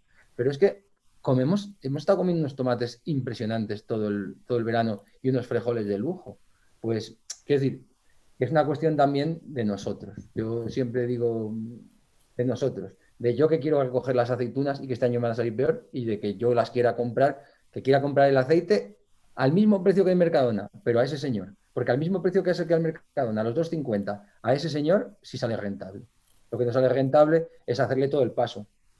De la cooperativa al distribuidor, del distribuidor al almacenista al envasador y del envasador a Guti. Ahí se ha perdido el dinero. Pero yo cojo el coche, voy a Benposta, Portugal, compro al olivarero lo que le sale de la almazara y a ese precio, a 3,50 le sale, creo que le salen las cuentas. Vale, como nos va a cortar Isabel, que ya la veo que viene por aquí, pues yo quería, aunque a mí no me han convocado para hablar, pero quería, Inés, decirte una cocina sobre esto de la identidad y la tradición, que además, bueno, a todos los que hemos crecido de una manera diferente, porque bueno, yo soy un poco ageneracional, mis padres han sido muy mayores y de pueblo, es verdad, mi madre tiene 80 años y yo tengo 37, entonces soy un poco ageneracional. Entonces, aún viviendo en una casa, yo he vivido en el medio del campo, me he criado en una huerta, luego he estudiado en la ciudad, quiero decir, he vivido la mayor parte de mi vida en la ciudad, aun siendo así de esta familia, con saberes culturales, con canciones en casa, aprendí a tocar el laúd de pequeña que me enseñó mi padre, que tocaba en la ronda de Diana, etcétera, etcétera, me ha costado muchos años valorarlo, porque hasta mis propios padres decían que eso que traían del pueblo era, pues, de pardillos, ¿no? O sea, era la frase, de hecho es la frase de mi madre. Eso es muy pardillo, que yo no entiendo muy bien qué es de pardillos, ¿no? Entonces, al final nos ha costado mucho apreciar lo que tiene que ver con la identidad y con las tradiciones, que no tiene nada que ver ni con nacionalismo, ni con regionalismo, ni con posición sobre otra persona, y que no tiene nada que ver tampoco con ese folclore que nos han vendido institucionalmente, ¿vale? Porque al final, en este país se ha aprovechado mucho ese tirón para hacer mucha política durante muchos años, y muchas veces no llegamos a lo que dice Guti. Es que cuando vas a la fuente original, cuando tú te pasas una tarde con el pastor y él te cuenta 2 romances y una canción, te das cuenta de que es diferente, es muy diferente en la realidad de la tradición oral con la que nos han vendido en los medios, o cómo decir, no sé, la que nos han vendido. Entonces, yo creo que dentro de la tradición hay muchas cosas muy aprovechables y que deberían estar en la escuela, y que no hay que tener miedo a esa identidad porque no es la que se sobrepone sobre nadie. Y poco más. Isabel, no sé si quieres entrar o seguimos. Esto último que dices me va muy bien para traer algo que está como latente en las conversaciones paralelas que nos traemos mientras vosotros estáis hablando. Y nos preguntábamos si quizás puedan los libros, por un lado la literatura y por otro lado lo que quede de la tradición oral o el rescate que se está haciendo de la tradición oral, si puede lo literario venir a soldar un poco esta brecha de la que estamos hablando. Por un lado la brecha generacional, porque ruptura, está claro que ha habido una ruptura, que el cambio de modo de vida es evidente tanto en la ciudad como en el rural, como habéis dicho muy bien durante toda la conversación.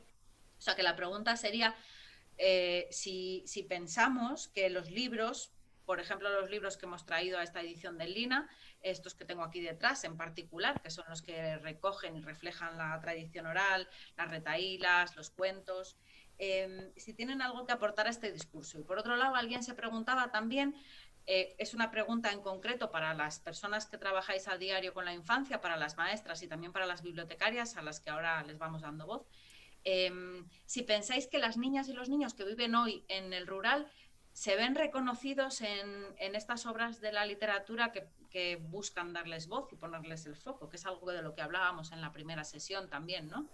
Si quizá también hay ahí una brecha entre cómo presentan cómo se presenta el rural en la literatura dirigida a la infancia y cómo vive la infancia de verdad en nuestros pueblos hoy. Aprovecho la palabra también para volcaros aquí un poco comentarios que se han ido dando en el chat paralelo. Bueno, Inés, dicen que no te tienes que jubilar, yo lo siento. Qué bien que has abierto la hoja, que te llevaste cerrada el otro día. Interesaba mucho eso que introducía Katia de la cosmovisión uniforme, ¿no? Y la vida ligada al territorio. Juan Vía hablaba de la pérdida de la naturaleza también en la ciudad y al hilo de eso, esas 2 palabras que no son palabras almáciga, pero que habéis traído aquí también, como pueblerizar y ruralizar. No solo el medio urbano, sino también el medio rural, que parece ser que también le hace falta. Podríamos decir empueblecer, para cambiar la conjugación verbal. Para no acabar todo en ar-ir. Parece, vamos a pedir a la gente que está dentro del Zoom que conecte las cámaras y Fernando les va a dar voz. Y trayendo aquí al debate interesantísimo y súper rico que nos hemos traído y con el que podríamos seguir, porque además esto se va calentando y podríamos seguir y ir profundizando en algunos de los puntos que habéis mencionado. Vamos a traerlo al escenario y si queréis recogemos todo lo que habéis venido comentando e incluimos esto de la literatura. Si quizás la tradición oral y quizás los juegos, las canciones y la responsabilidad que pesa sobre los hombros de las maestras y las bibliotecarias puedan venir a salvar un poco esta brecha. Tenemos ya ¿Quién habla? A Elia. Si queréis, dais respuesta a un poco las personas invitadas y luego ya vamos dando voz al resto. Uti, ¿quieres hablar de eso? Los libros y la tradición. Bien, claro, no voy a quedar aquí de bestia antilibros, que Bueno, tampoco... Dilo, si no lo dices tú, lo digo yo, que soy librera. Claro,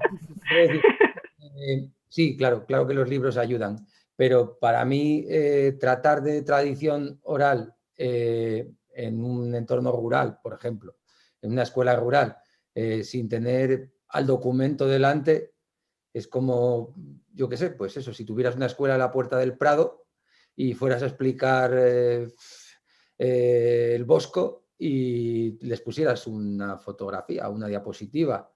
Es que el viejo está... ¿Crees que, sin embargo, sí es útil, por ejemplo, para una niña o para un niño de ciudad que no ha visto una cabra nunca? Por supuesto que sí, para un niño de pueblo también, porque un niño de pueblo, cuando se vea como personaje un libro, se sentirá muy importante. Pero a la hora de hablar de tradición oral, si un romance no es dicho, no es un romance.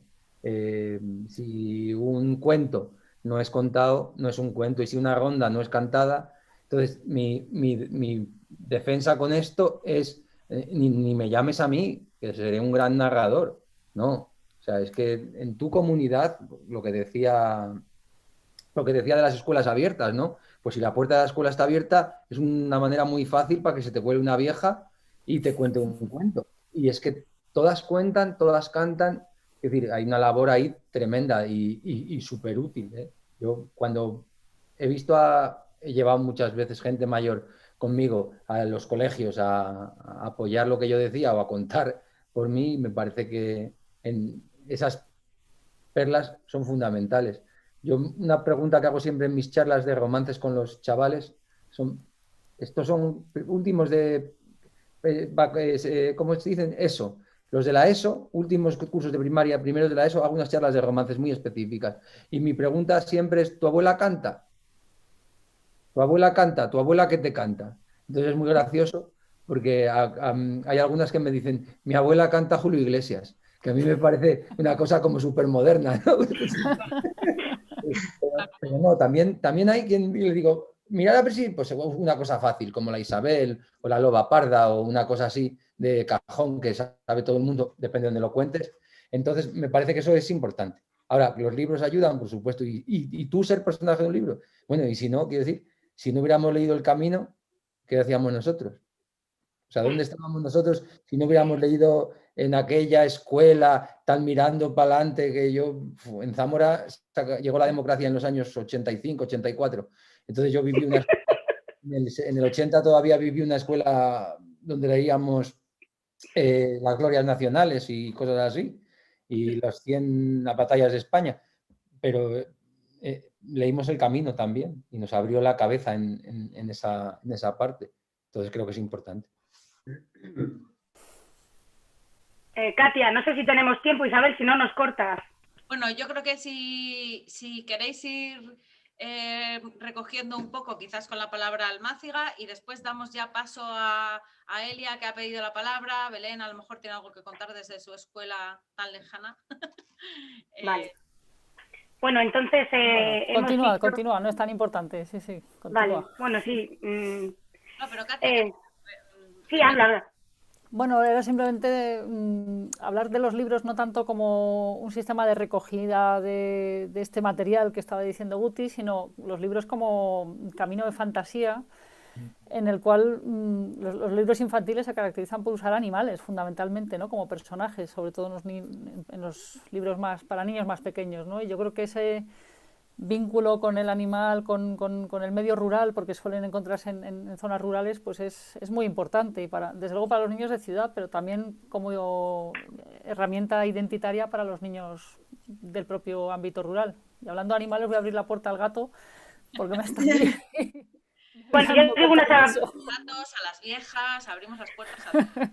digo una cosa breve, que como soy librera y también de la tradición, a ver, yo creo que los libros, igual que los audios o los vídeos, están muy bien como soporte de conservación. Esto lo aprendí yo tarde, pero claro, yo cuando la gente reivindica la oficialidad de la lengua, yo al principio decía, es que al final con eso arrastras y te dejas todas las hablas locales, ¿no? Pero claro, sí que tiene una importancia, porque si no se escribe, parece que desaparece o parece que no se lo valora. Sin embargo, es lo que decía Guti, él era capaz de distinguir la gente de un valle y otro solo por la manera de hablar. Entonces, eso es lo que hacen los libros, que lo normalizan y lo globalizan. Pero yo creo que también como soporte de conservación nos deberían de servir. Solo un inciso muy pequeñito. A raíz de lo que decía Katia, me parece que los libros nos ofrecen un ritmo que tiene más que ver con la naturaleza que el ritmo actual, por ejemplo, de las pantallas. El ritmo de los libros, el modo en que nos enfrentamos a ese objeto, el modo en el que tenemos que dedicarle tiempo al fenómeno libro, nos acerca y nos hace de alguna manera, no sé, bueno, pues convivir con otro tipo de cosas que me parece son esenciales y que se están perdiendo con la información rápida, las pantallas, el uso permanente de recursos online, no sé qué, no sé cuántos. El libro, debajo de un árbol, casan bien, o sea, y saben que son hermanos. Yo quería... Elia, sí. Sí, mira, nada, solo quería apuntar respecto a lo que ha dicho Guti. Hola a todos. Bueno, enhorabuena, me ha encantado. Tengo como el otro día un montón de apuntes, pero voy a centrarme en el tema libros, porque bueno, yo soy narradora oral también, aunque hago cosas un poco diferentes a las que hace Guti, vengo de otro lugar. Y por ejemplo, a mí los libros, desde mi experiencia, a mí me ha servido para recordar cosas que yo tenía en la memoria que me contaba mi tía Antonia, que era como mi abuela, y que a lo mejor desde los 5 años no había vuelto a oír.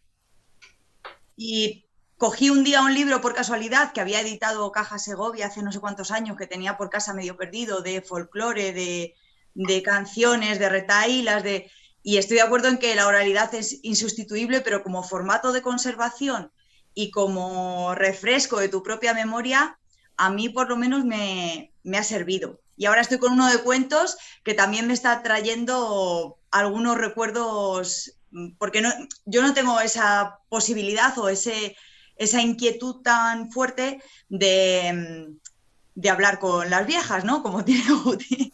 No vengo de ahí. Entonces, un poco también me sirve de motor a veces para decir, ay, pues esta cancioncilla, recuerdo oye, y pregunto a mi madre o pregunto a alguien del pueblo, ¿cómo era esto? Que no me acuerdo bien de la melodía o que no me... Y en ese sentido creo que bueno, que se puede trabajar los libros desde ese punto de vista también.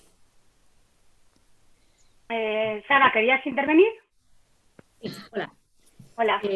Bueno, esto voy a hacer un vínculo entre oralidad y ecología, ¿vale? Yo creo que no tenemos que tener miedo en la oralidad y en la tradición a que evolucione, precisamente porque es oral, ha venido evolucionando, ¿no? No es algo estático. Perdonad que estoy un poco nerviosa hoy, no sé por qué. igual que en ecología, todos los ecosistemas evolucionan, no hay ecosistemas estáticos, igual que los paisajes culturales se vienen transformando desde el Neolítico, la tradición también evoluciona y la tradición oral también. Es decir, esto que apuntaba Inés, no hay que tener miedo de incorporarlo. No es censurar lo que viene de la tradición, pero sí se puede perfectamente adaptar al tiempo al que vivimos. Porque ¿qué tradición queremos? Si ahora mismo en Castilla y León, que es yo creo que de donde somos casi todos los que estamos aquí, el problema, o sea, no hay que hablar tanto de de frenar la despoblación, sino de repoblar, porque es que ya no hay masa crítica, o sea, estamos ante una nueva fase de repoblación, como la hubo hace siglos, ¿por qué no permitir que la tradición, no estoy hablando de que se pierda ni de dar cerrojazo, ni mucho menos, pero por qué no se puede permitir que esa tradición evolucione, ¿no? Con los nuevos pobladores que hay de todas las culturas que están viniendo? De hecho, perdón, mi santo esposo tiene un grupo de folk que se llama Hexacorde y ellos mismos a veces modifican letras tradicionales porque hay algunas burradas que es que no se pueden cantar ya. Guti. Bueno, yo creo que no es una cuestión de evolucionar. La lengua, el folclore y el medio ambiente evolucionan por sus líneas. Nadie puede dirigir ni parar eso. Tenemos una cosa que se llama... El máximo intento de manipulación de la manera de hablar es la Real Academia de la Lengua, ¿no? Son un grupo de señores sesudos que se ponen a constatar lo que hablamos y a decir cómo se habla 50 o 60 años después de que se esté hablando de esa manera, con una intención de fijar, ¿cómo es? Fijar, limpiar y dar esplendor que no es tal, ¿no? Porque van por detrás. Con la tradición pasa igual. Con la tradición pasa igual. ¿Cuál es el problema con la tradición? Es no conocer lo que era y no respetar lo que era. Pensar que los 3 acordes con los que se han tocado las jotas castellanas desde los años 70 son los que son. O, quiero decir, para eso están los libros, como decía Elia. Yo también me leo todas las recopilaciones de libros del siglo XVIII, del siglo XIX y del siglo XX. Me las sé todas de memorias porque cada cuento mío tiene que ir apoyado en todos esos. El problema es no conocer. Es ir a conocer al campo con una guía de aquellas guías escolares que había de Chineri de cuando yo era pequeño, ir a ver los pájaros a Villafáfila con una guía de 20 especies. Bueno, si tienes la de 200 especies, hay que tener la de 200 especies. Con la tradición pasa eso. Ahora, nadie puede decir por dónde va la tradición.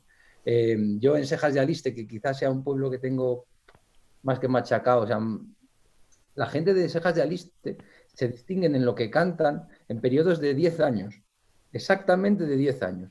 Los que grabaron con Slinder, que ahora tendrían 140 años, de ahí para acá tenemos lo que cantaba cada generación. Cada generación ha cantado cosas totalmente diferentes. ¿Por qué? Porque cada maestro de escuela que ha venido ha traído sus repertorios.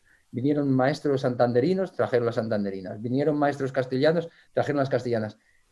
Pero, desde los de hace 140 años hasta los chavales de Sejas cantando hoy un reggaetón con la letra de La Loba Parda, como hacen en todo este trozo, tú puedes distinguir perfectamente el canto de Sejas. Esa es la diferencia. Esa es la diferencia. El problema es que tú cojas el canto de Sejas y no conozcas lo que es y hagas otra cosa. Si es artísticamente, vende lo que quieras. Pero la tradición funciona así. Sí, pero te estoy diciendo que no es estática. Sí, estoy totalmente de acuerdo contigo, pero estática no es, claro. No, porque además yo cuento los cuentos de mis informantes pasados por ti, claro. Con mi bagaje. Es decir, que yo he comido y he vivido. Eso es muy importante de entender. No es una cuestión de hacer cajas, sino de entender la globalidad, como en el medio ambiente, igual, como en los procesos ecológicos en un ecosistema. No está la flora, ni está la fauna, no. Está así. Sara, voy a hablar muy breve. Yo creo que ahí el problema es que nosotros creemos, quiero decir, cuando hacemos una propuesta de escenario de música moderna, que es el folk, que vive de la raíz o que coge temas tradicionales versionados o cambiados, creemos que eso es una evolución. Y yo creo que ese es otro proceso diferente, que es un proceso urbano y que se crea un conjunto de música y una exposición musical. Pero creo que esa fase no es una evolución directa de la música tradicional, porque en algunos casos a lo mejor sí que lo es, quiero decir, y en otros no. Quiero decir, si tú vas a un sitio donde se ha hecho la ronda de calle toda la vida ininterrumpidamente y ahora en vez de tener 4 latas también hay un violín, sería una evolución natural de sí misma. Seguir usando la ronda para sí, con las mismas canciones y con una incorporación. Sin embargo, yo creo que estos movimientos modernos que hacemos, utilizamos los recursos de la tradición, pero al exponerlo no estamos mostrando exactamente cómo es la música tradicional, sino haciendo un proceso renovado, moderno, que es una música diferente. Yo creo que no es una evolución directa de la tradición, pero tampoco habría ningún problema en que eso conviva con una música tradicional real. Perdonad que cope esto, pero es que creo que en los en las 3 semanas que llevamos hay una cosa en la que estamos incidiendo mucho y creo que es un grave error, que es la dicotomía pueblo-ciudad, porque no puede haber un pueblo sin una ciudad y no puede haber ciudad sin pueblo. Y creo que, como decía Inés, tenemos que buscar puntos de encuentro y que precisamente la desgracia de Castilla y León es que no hay suficientes ciudades pequeñas para, por ejemplo, como decías Guti, que la gente urbana pague lo que tiene que pagar por las cerezas de Erguijuela, por las castañas, etcétera. O sea que yo no creo que la tradición pertenezca solo a lo rural. Es que como no trascienda a lo urbano, se muere. Es decir, como desde lo urbano no se aprecie la tradición, se va a morir porque no hay masa crítica, no tenemos masa crítica en los pueblos. Y yo vivo en uno de 8 habitantes. O sea, es que a quién se lo vamos a pasar si no hay gente. Pero escucha, Sara, ¿cuánta tradición queda viva en Castilla y León? Por eso, muy poquita. Como no se pase a la población, ¿y dónde está la población, Cristina? Ya, pero ¿cómo se pasa si no hay? Pero sí, pero una forma de pasarla es que, por ejemplo, a través de otros medios como el folk o la literatura, llegue a gente que está en otros sitios que vea que es atractivo y vaya a la raíz. Por eso también es útil la literatura, ¿no? Porque lo que decía Elia. Perdona, Sara, a propósito de esto que estáis diciendo y por abrir un poco el espectro de la conversación, a mí me gustaría preguntarle concretamente a las personas que trabajan directamente con niñas y con niños, a Inés como maestra, a Belén como maestra, a Laura, que creo que anda por ahí también, a Katia, ¿cómo pensáis vosotras que reciben las niñas y los niños lo que quede de tradición que vosotras sois capaces de mantener en la escuela? Cuando cantáis, cuando contáis, cuando invitáis a un juego de comba. ¿Pensáis que lo reciben de manera natural o como un cuento de vieja en el mal sentido de la palabra, no como nos dice Guti? ¿Qué pasa cuando le abrimos la puerta a las viejas en la escuela? ¿Cómo lo reciben los niños? Inés. Pues a ver, tiene razón Guti en que depende cómo presentes una canción o un romance o un baile o una retahíla, pues los niños van a reaccionar. Por ejemplo, frente a los romances, siempre divinamente, porque lo que cuentan los romances es una historia que siempre suele resultar atractiva. Cuando es de refranes, pues ahora nos cuestionamos si coinciden o no coinciden, sobre todo los meteorológicos. Yo no puedo dar una respuesta igual para todo. Depende de qué clase de tradición, depende de la abuela que lo vaya a contar o del abuelo, depende de si el abuelo tiene los nietos en la escuela, se recibe muchísimo mejor, la cercanía ahí es importante y a veces se queda en una cosa puntual y otras veces de ahí sale una historia muchísimo más grande de por qué vino aquí la piedra, de qué la cortó, de cómo la meraron, de cómo hicieron el arco sin saber de marcas. Me gusta mucho el del molino, sin saber leer. Entonces, yo creo que cada escuela es un mundo y se pueden hacer muchísimas cosas, pero no todas. La respuesta a todas las necesidades sociales no es la escuela. Que hay educación vial a la escuela, que hay educación sexual a la escuela. Os recuerdo que al niño y a la niña nos educa la tribu entera. Entonces... Gracias, Inés. Os traigo un par de comentarios del chat de YouTube. Dicen por aquí que eso que comentaba Juanvi del pulso de la lectura, el ritmo más pausado y menos frenético es muy interesante. Y dice Raquel que apreciar la tradición, inventar el paisaje, es una mirada urbana, desde lo urbano al rural, ¿no? Es algo que decía Laura Belicia la semana pasada también. También dicen que la tradición ya no existe, que está rota y que lo que hagamos a partir de ella es algo nuevo, no es tradición, es construir a partir de elementos de otra época, como utilizar fragmentos de poetas antiguos o algo así. ¿Alguien más a propósito de esto? Si no, nos vamos a ir acercando hasta el final con todo el dolor de mi corazón. ¿Katia? Sí, bueno, me ha llamado la atención uno de los comentarios que aludía al paisaje como producto de una mirada, ¿no? Y efectivamente, el paisaje requiere una mirada, si no, no es más que un espacio, un terreno, ¿no?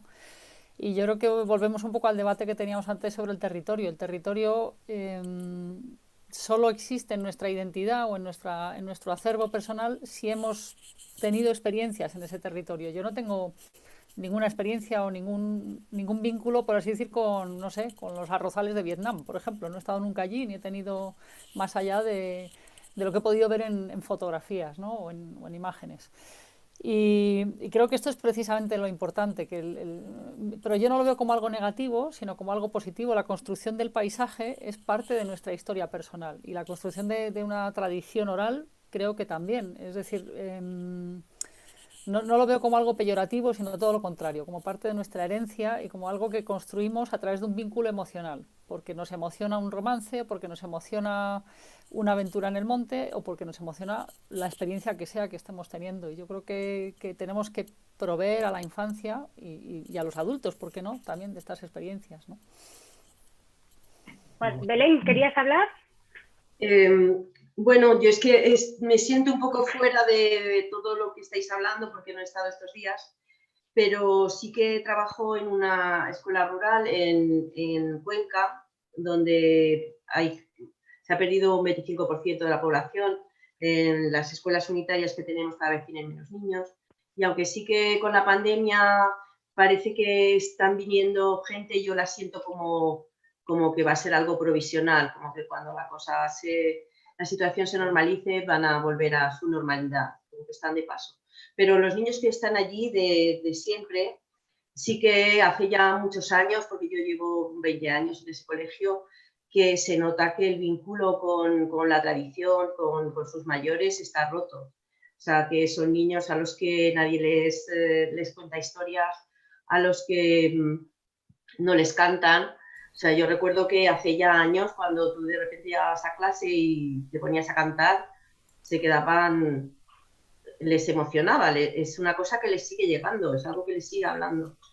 Y hablando de cómo utilizar el libro para recuperar esa tradición, yo creo que sí que se puede utilizar el libro, porque es que son niños que el contacto con eso ya no lo tienen. Y es una manera de hacérselo llegar, en vez de llegar... seguir la evolución de la tradición a lo actual, se puede hacer al revés, de lo actual llegar a la tradición. Por ejemplo, hay un libro que a mí me resultó muy curioso, como a los niños les llegó tanto, que es, por ejemplo, un álbum que se llama Malacatú, de María Pascual, que en realidad lo que hace María es, con una ilustración súper atractiva y súper juguetona y súper gamberra, lo que hace es coger un trabalenguas de la tradición oral que recoge Ana Pellegrín y modificarlo y jugar un poco con él. A partir de ese álbum que los niños se sabían de memoria y que los niños estaban fascinados con él, pues nos fuimos a la antología de Ana Pellegrín a buscar de dónde había sacado María Pascual la inspiración o qué había querido recuperar ella con ese álbum. Quiero decir que se puede hacer perfectamente el camino contrario. No tiene por qué estar una cosa peleada con la otra. Se puede llegar de un extremo al otro y es de dos direcciones. Juanmi, ¿querías hablar? Es que, bueno, era un poco por el tema de la tradición y estamos... Vamos a ver, yo no he dicho nada de lo que a mí me toca en un momento dado de la construcción de ese paisaje, que también me toca muchas veces hacerlo por lo que hemos hecho, yo qué sé, con el tema de arte y naturaleza, en los caminos de arte y naturaleza de la sierra. Creo que en un momento dado el nombrar las cosas es ponerlas en valor. Y las cosas existen, pero no existen hasta que no las nombras. Y hay muchos caminos, pero solamente hay un camino del agua y un camino de las raíces. Y de repente alguien tiene que señalarte lo que es tuyo y lo que tienes y decirte, fíjate qué pasada tienes aquí.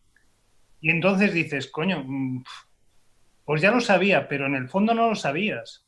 Y a mí me ha pasado, o sea, que me han descubierto mi territorio. Y me han descubierto mi territorio los artistas que han ido a él y que de repente han hecho una instalación allí y han visto cosas que yo jamás hubiera visto. Eso creo que lo hace el arte y lo hace también la literatura. Y creo que hay un compromiso real por parte de los artistas o de la gente que nos dedicamos a ser creativos, vuelvo otra vez a la misma, o sea, de enfrentarnos al territorio, de patear el territorio, de ser respetuosos con el territorio, de respirarlo, pero luego de generar otras miradas. Porque el que se inventó el romance hace 3 siglos, se lo inventó. Y fue novedoso hace 3 siglos. Y ahora nosotros tenemos que ser novedosos. Y tenemos el deber de jugárnosla. Y de crear. Y de meter la pata. Me parece que es otro debate súper interesante. Porque o sea, mezclamos arte, literatura, tradición, paisaje.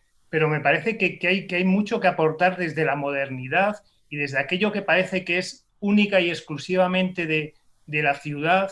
O sea, en la ciudad hay arte contemporáneo y hay museos. ¿Y por qué en el campo no? ¿Y por qué en mi pueblo no? Pues claro que sí. O sea, claro que puede haber arte contemporáneo. Y de repente hay 200.000 personas que te dicen, pues qué bien que esto esté aquí, porque me encanta pasear por aquí. Y de repente ese cambio hace que el pueblo que tenía 18 habitantes ahora tenga un bar y una tienda. Porque la gente va a ver las piezas que ha hecho Pablo Amargo o Pedro Bez o no sé quién en no sé qué camino. Y de repente estás generando otras dinámicas, desde la tradición, desde el respeto, desde la naturaleza. No sé, bueno, creo que es otro melón para poderlo abrir y seguir dialogando, ¿no? Pero creo que también tenemos un deber desde el presente, desde donde estamos, desde lo que somos, de aportar. O sea, no podemos vivir anclados en unas raíces que no sabemos cuáles son. Guti. Sí, bueno, nada más una cosa súper breve con respecto a lo que la tradición muerta y la no muerta. Juan de Mairena, Machado, a través de Juan de Mairena, nos lo dijo bastante fácil, ¿no? Aquello que sea suficientemente bueno, el romance de hace 3 siglos, las piedras pintadas en un camino, aquello que sea suficientemente bueno para que el pueblo lo asuma como propio y lo quiera cantar y lo quiera contar y lo quiera enseñar, pasará a ser parte de la cultura, en este caso oral, de ese pueblo y ya está. Y con respecto a lo de la vinculación con el paisaje, ahora sí, buscando aquí, rebuscando en la pantallica, hace como 4 años me subí a una piedra de la Ribe del Duero con Pepe Píriz, que era un antiguo contrabandista, hijo de contrabandistas, nieto de contrabandistas, y me contó unas historias fabulosas de las brujas y de los contrabandistas de Pinilla de Fermoselle. Pero desde la piedra tengo aquí transcrito, que lo tengo casi como cosa de cabecera, hablando de esto del paisaje. Dice: aquí es el nombramiento que decimos Pedregales. Enfrente está la Cuesta Barcinas, la Pilaca la Zorra, la Caseta, la Colaga la Vela, la Ermita, el Guindalero, Palombas, Alamedas, Mayadina, lo que vemos desde aquí. Del lado de Portugal se llaman los Arcinales, el Corzo, Costa Brava, la Marrela. De más allá, donde no se ve, no le digo porque nunca he andado a ese sitio. Y es esa... Bueno, es decir, yo cuando me lo estaba diciendo, estaba grabándole y me ha pasado como ahora, se me ponía la carne de gallina porque me parecía que estaba escuchando un poema. De hecho, lo he escrito así. Pero me parece que es muy ilustrativo de lo que... De todo lo que hemos hablado, ¿no? De esa vinculación tremenda. La visión sobre el paisaje puede ser urbana, pero este hombre ha vivido toda la vida en Pinilla y ha vivido de esta manera. Estas son palabras que salen de su boca. Entonces no hay más ficción aquí que ese filtro. Lo que pasa que es muy difícil encontrar un viejo que quiera confiar en ti para contarte lo que sabe, y es muy difícil poner las orejas al viejo para escucharle. Claro. Elia, ¿querías hablar? Sí, bueno, a mí me parece muy interesante este concepto de redescubrir nuestro propio territorio, que muchas veces han tenido que venir desde fuera a decirnos lo que tenemos dentro, esto es verdad, y ponerlo en valor, y creo que la gente que lo hemos vivido más o la gente que estamos más conectados con el entorno rural, sí que de alguna manera tenemos esa responsabilidad. No sé, yo sin pretenderlo, nosotros hicimos un espectáculo, Orgullo Rural, en el que empiezo diciendo que yo soy una moderna de pueblo. O sea, no puedo tampoco escaparme del entorno urbano, de la modernidad, pero sí que creo que la gente joven o la gente que estamos intentando hacer cosas, tenemos que, desde el respeto a la tradición, intentar transmitir lo que es la vida del pueblo o lo que hemos vivido a las nuevas generaciones, que sobre todo, bueno, las maestras sabrán bien de lo que hablamos, ¿no? Pero creo que es importantísimo. Y por otro lado, quería decir también, ya así en el tema reivindicativo, algo que ha señalado Juanvi, que no es fácil vivir de lo que se vivía en los pueblos antiguamente. O sea, el sector primario actualmente no por mucho que el consumidor, como decía Guti, intente ir a por las cerezas de tal, es una cosa muy pequeñita, o sea, pero no se favorece, o sea, no se ven rebaños en los campos porque realmente no se puede vivir de esto ahora mismo. Es muy, muy complicado. Yo soy de alguna manera vecina también de Catia, vivo entre Manzanares el Real, que está aquí al lado de Collado Mediano, y mi pueblo, que es Cobos de Segovia, que está en Segovia. Y un día pasé por un camino yendo a Colmenar Viejo con la bici y me encontré con un chico con ovejas y empezamos a pegar hebra. Y es el único ganadero que hay en la zona. O sea, es un chaval de Cerceda. Claro, le empecé a hablar de que si los veterinarios, las vacunas, no sé qué. Y me decía, ¡ay, qué gusto! ¿Qué sabes de lo que hablas? Digo, bueno, un poco, porque mi padre tuvo ovejas y tal. Y claro, este chico es el único que hay en la zona porque no se favorece eso. Y hablamos mucho de la repoblación, de los pueblos, y yo a veces me pongo mala cuando oigo a los políticos, porque digo, pero si están quitando servicios, si mis padres tienen 80 años y para ir al médico ahora mismo se tienen que ir a 30 kilómetros, que si le pasa algo de noche mi padre tampoco está para conducir, o sea, hay un montón de cosas que no se puede estar a Dios rogando, mira, vamos a volver a los refranes, y con el mazo dando, ¿no? Que quizá sea el momento en el que ahora hay como un repunte de lo rural, como que estamos poniendo en valor desde muchos puntos de vista lo que tenemos, quizás es el momento de reivindicar todo este tipo de cosas. Que está muy bien irse a vivir a un pueblo, pero necesitamos por lo menos, no te digo ya tener los mismos servicios que la ciudad, porque hay cosas que a lo mejor son más difíciles, pero no perderlo. ¿Qué menos que eso, ¿no? Entonces, bueno, era lo que quería decir.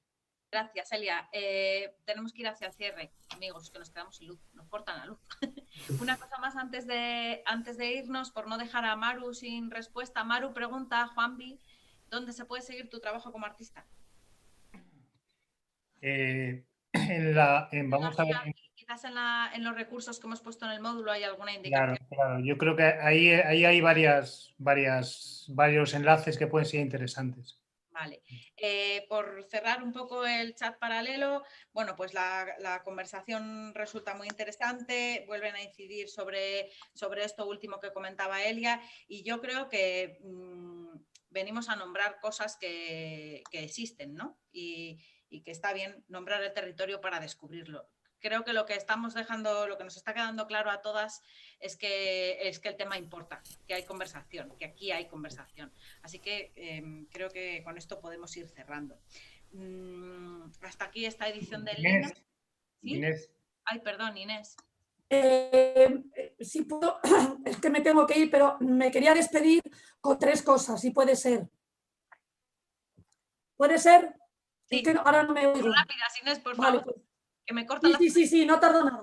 3 cosas. Una son unas palabras de Manuel Díaz para todas las personas que hemos estado en estas historias. Dice, las cosas.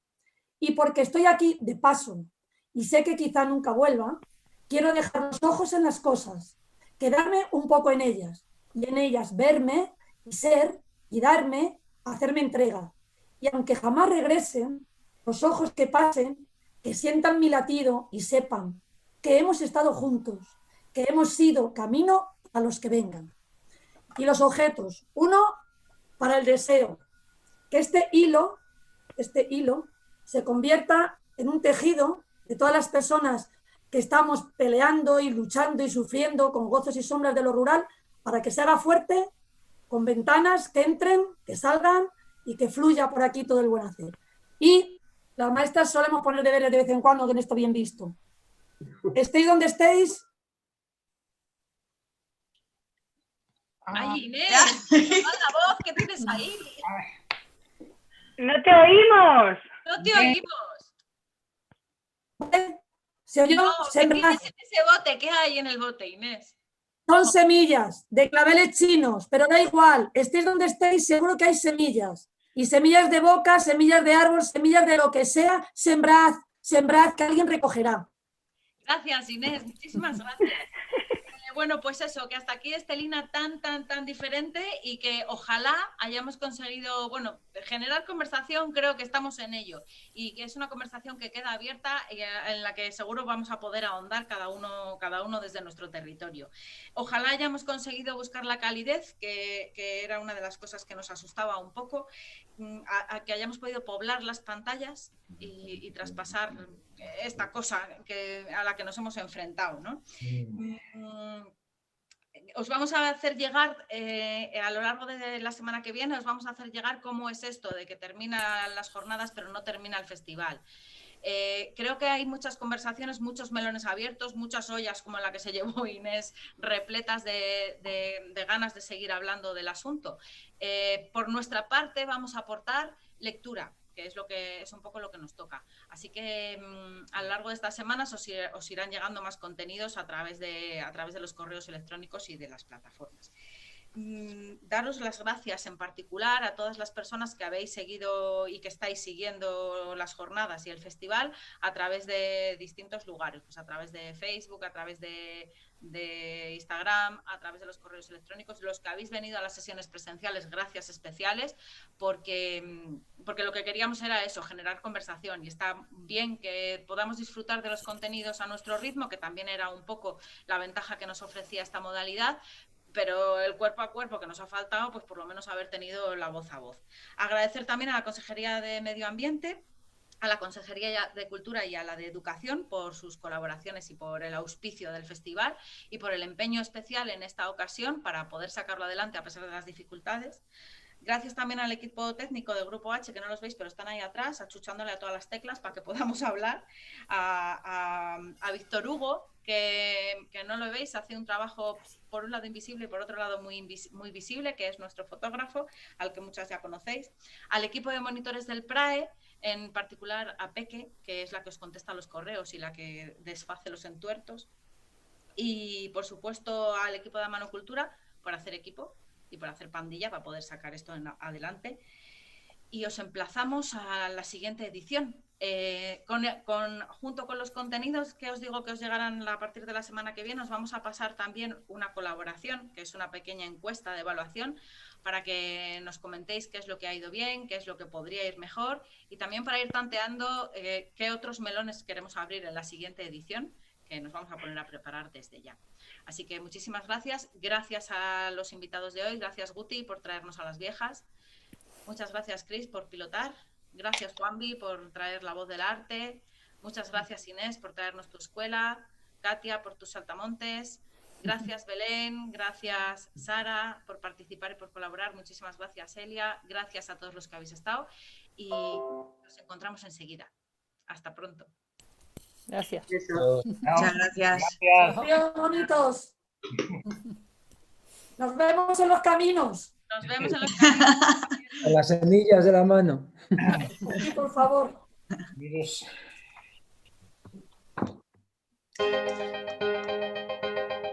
Bueno. Bueno.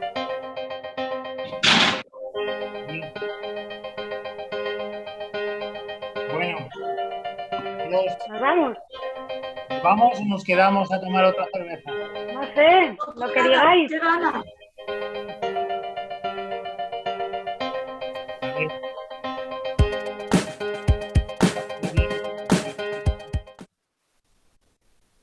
estoy viendo 3 pantallas diferentes. Ahora. Bueno, por un lado, libros por otro. Al final se te ha visto más o menos bien, ¿no, Inés? No lo sé, yo me estaba viendo doble y oyendo doble.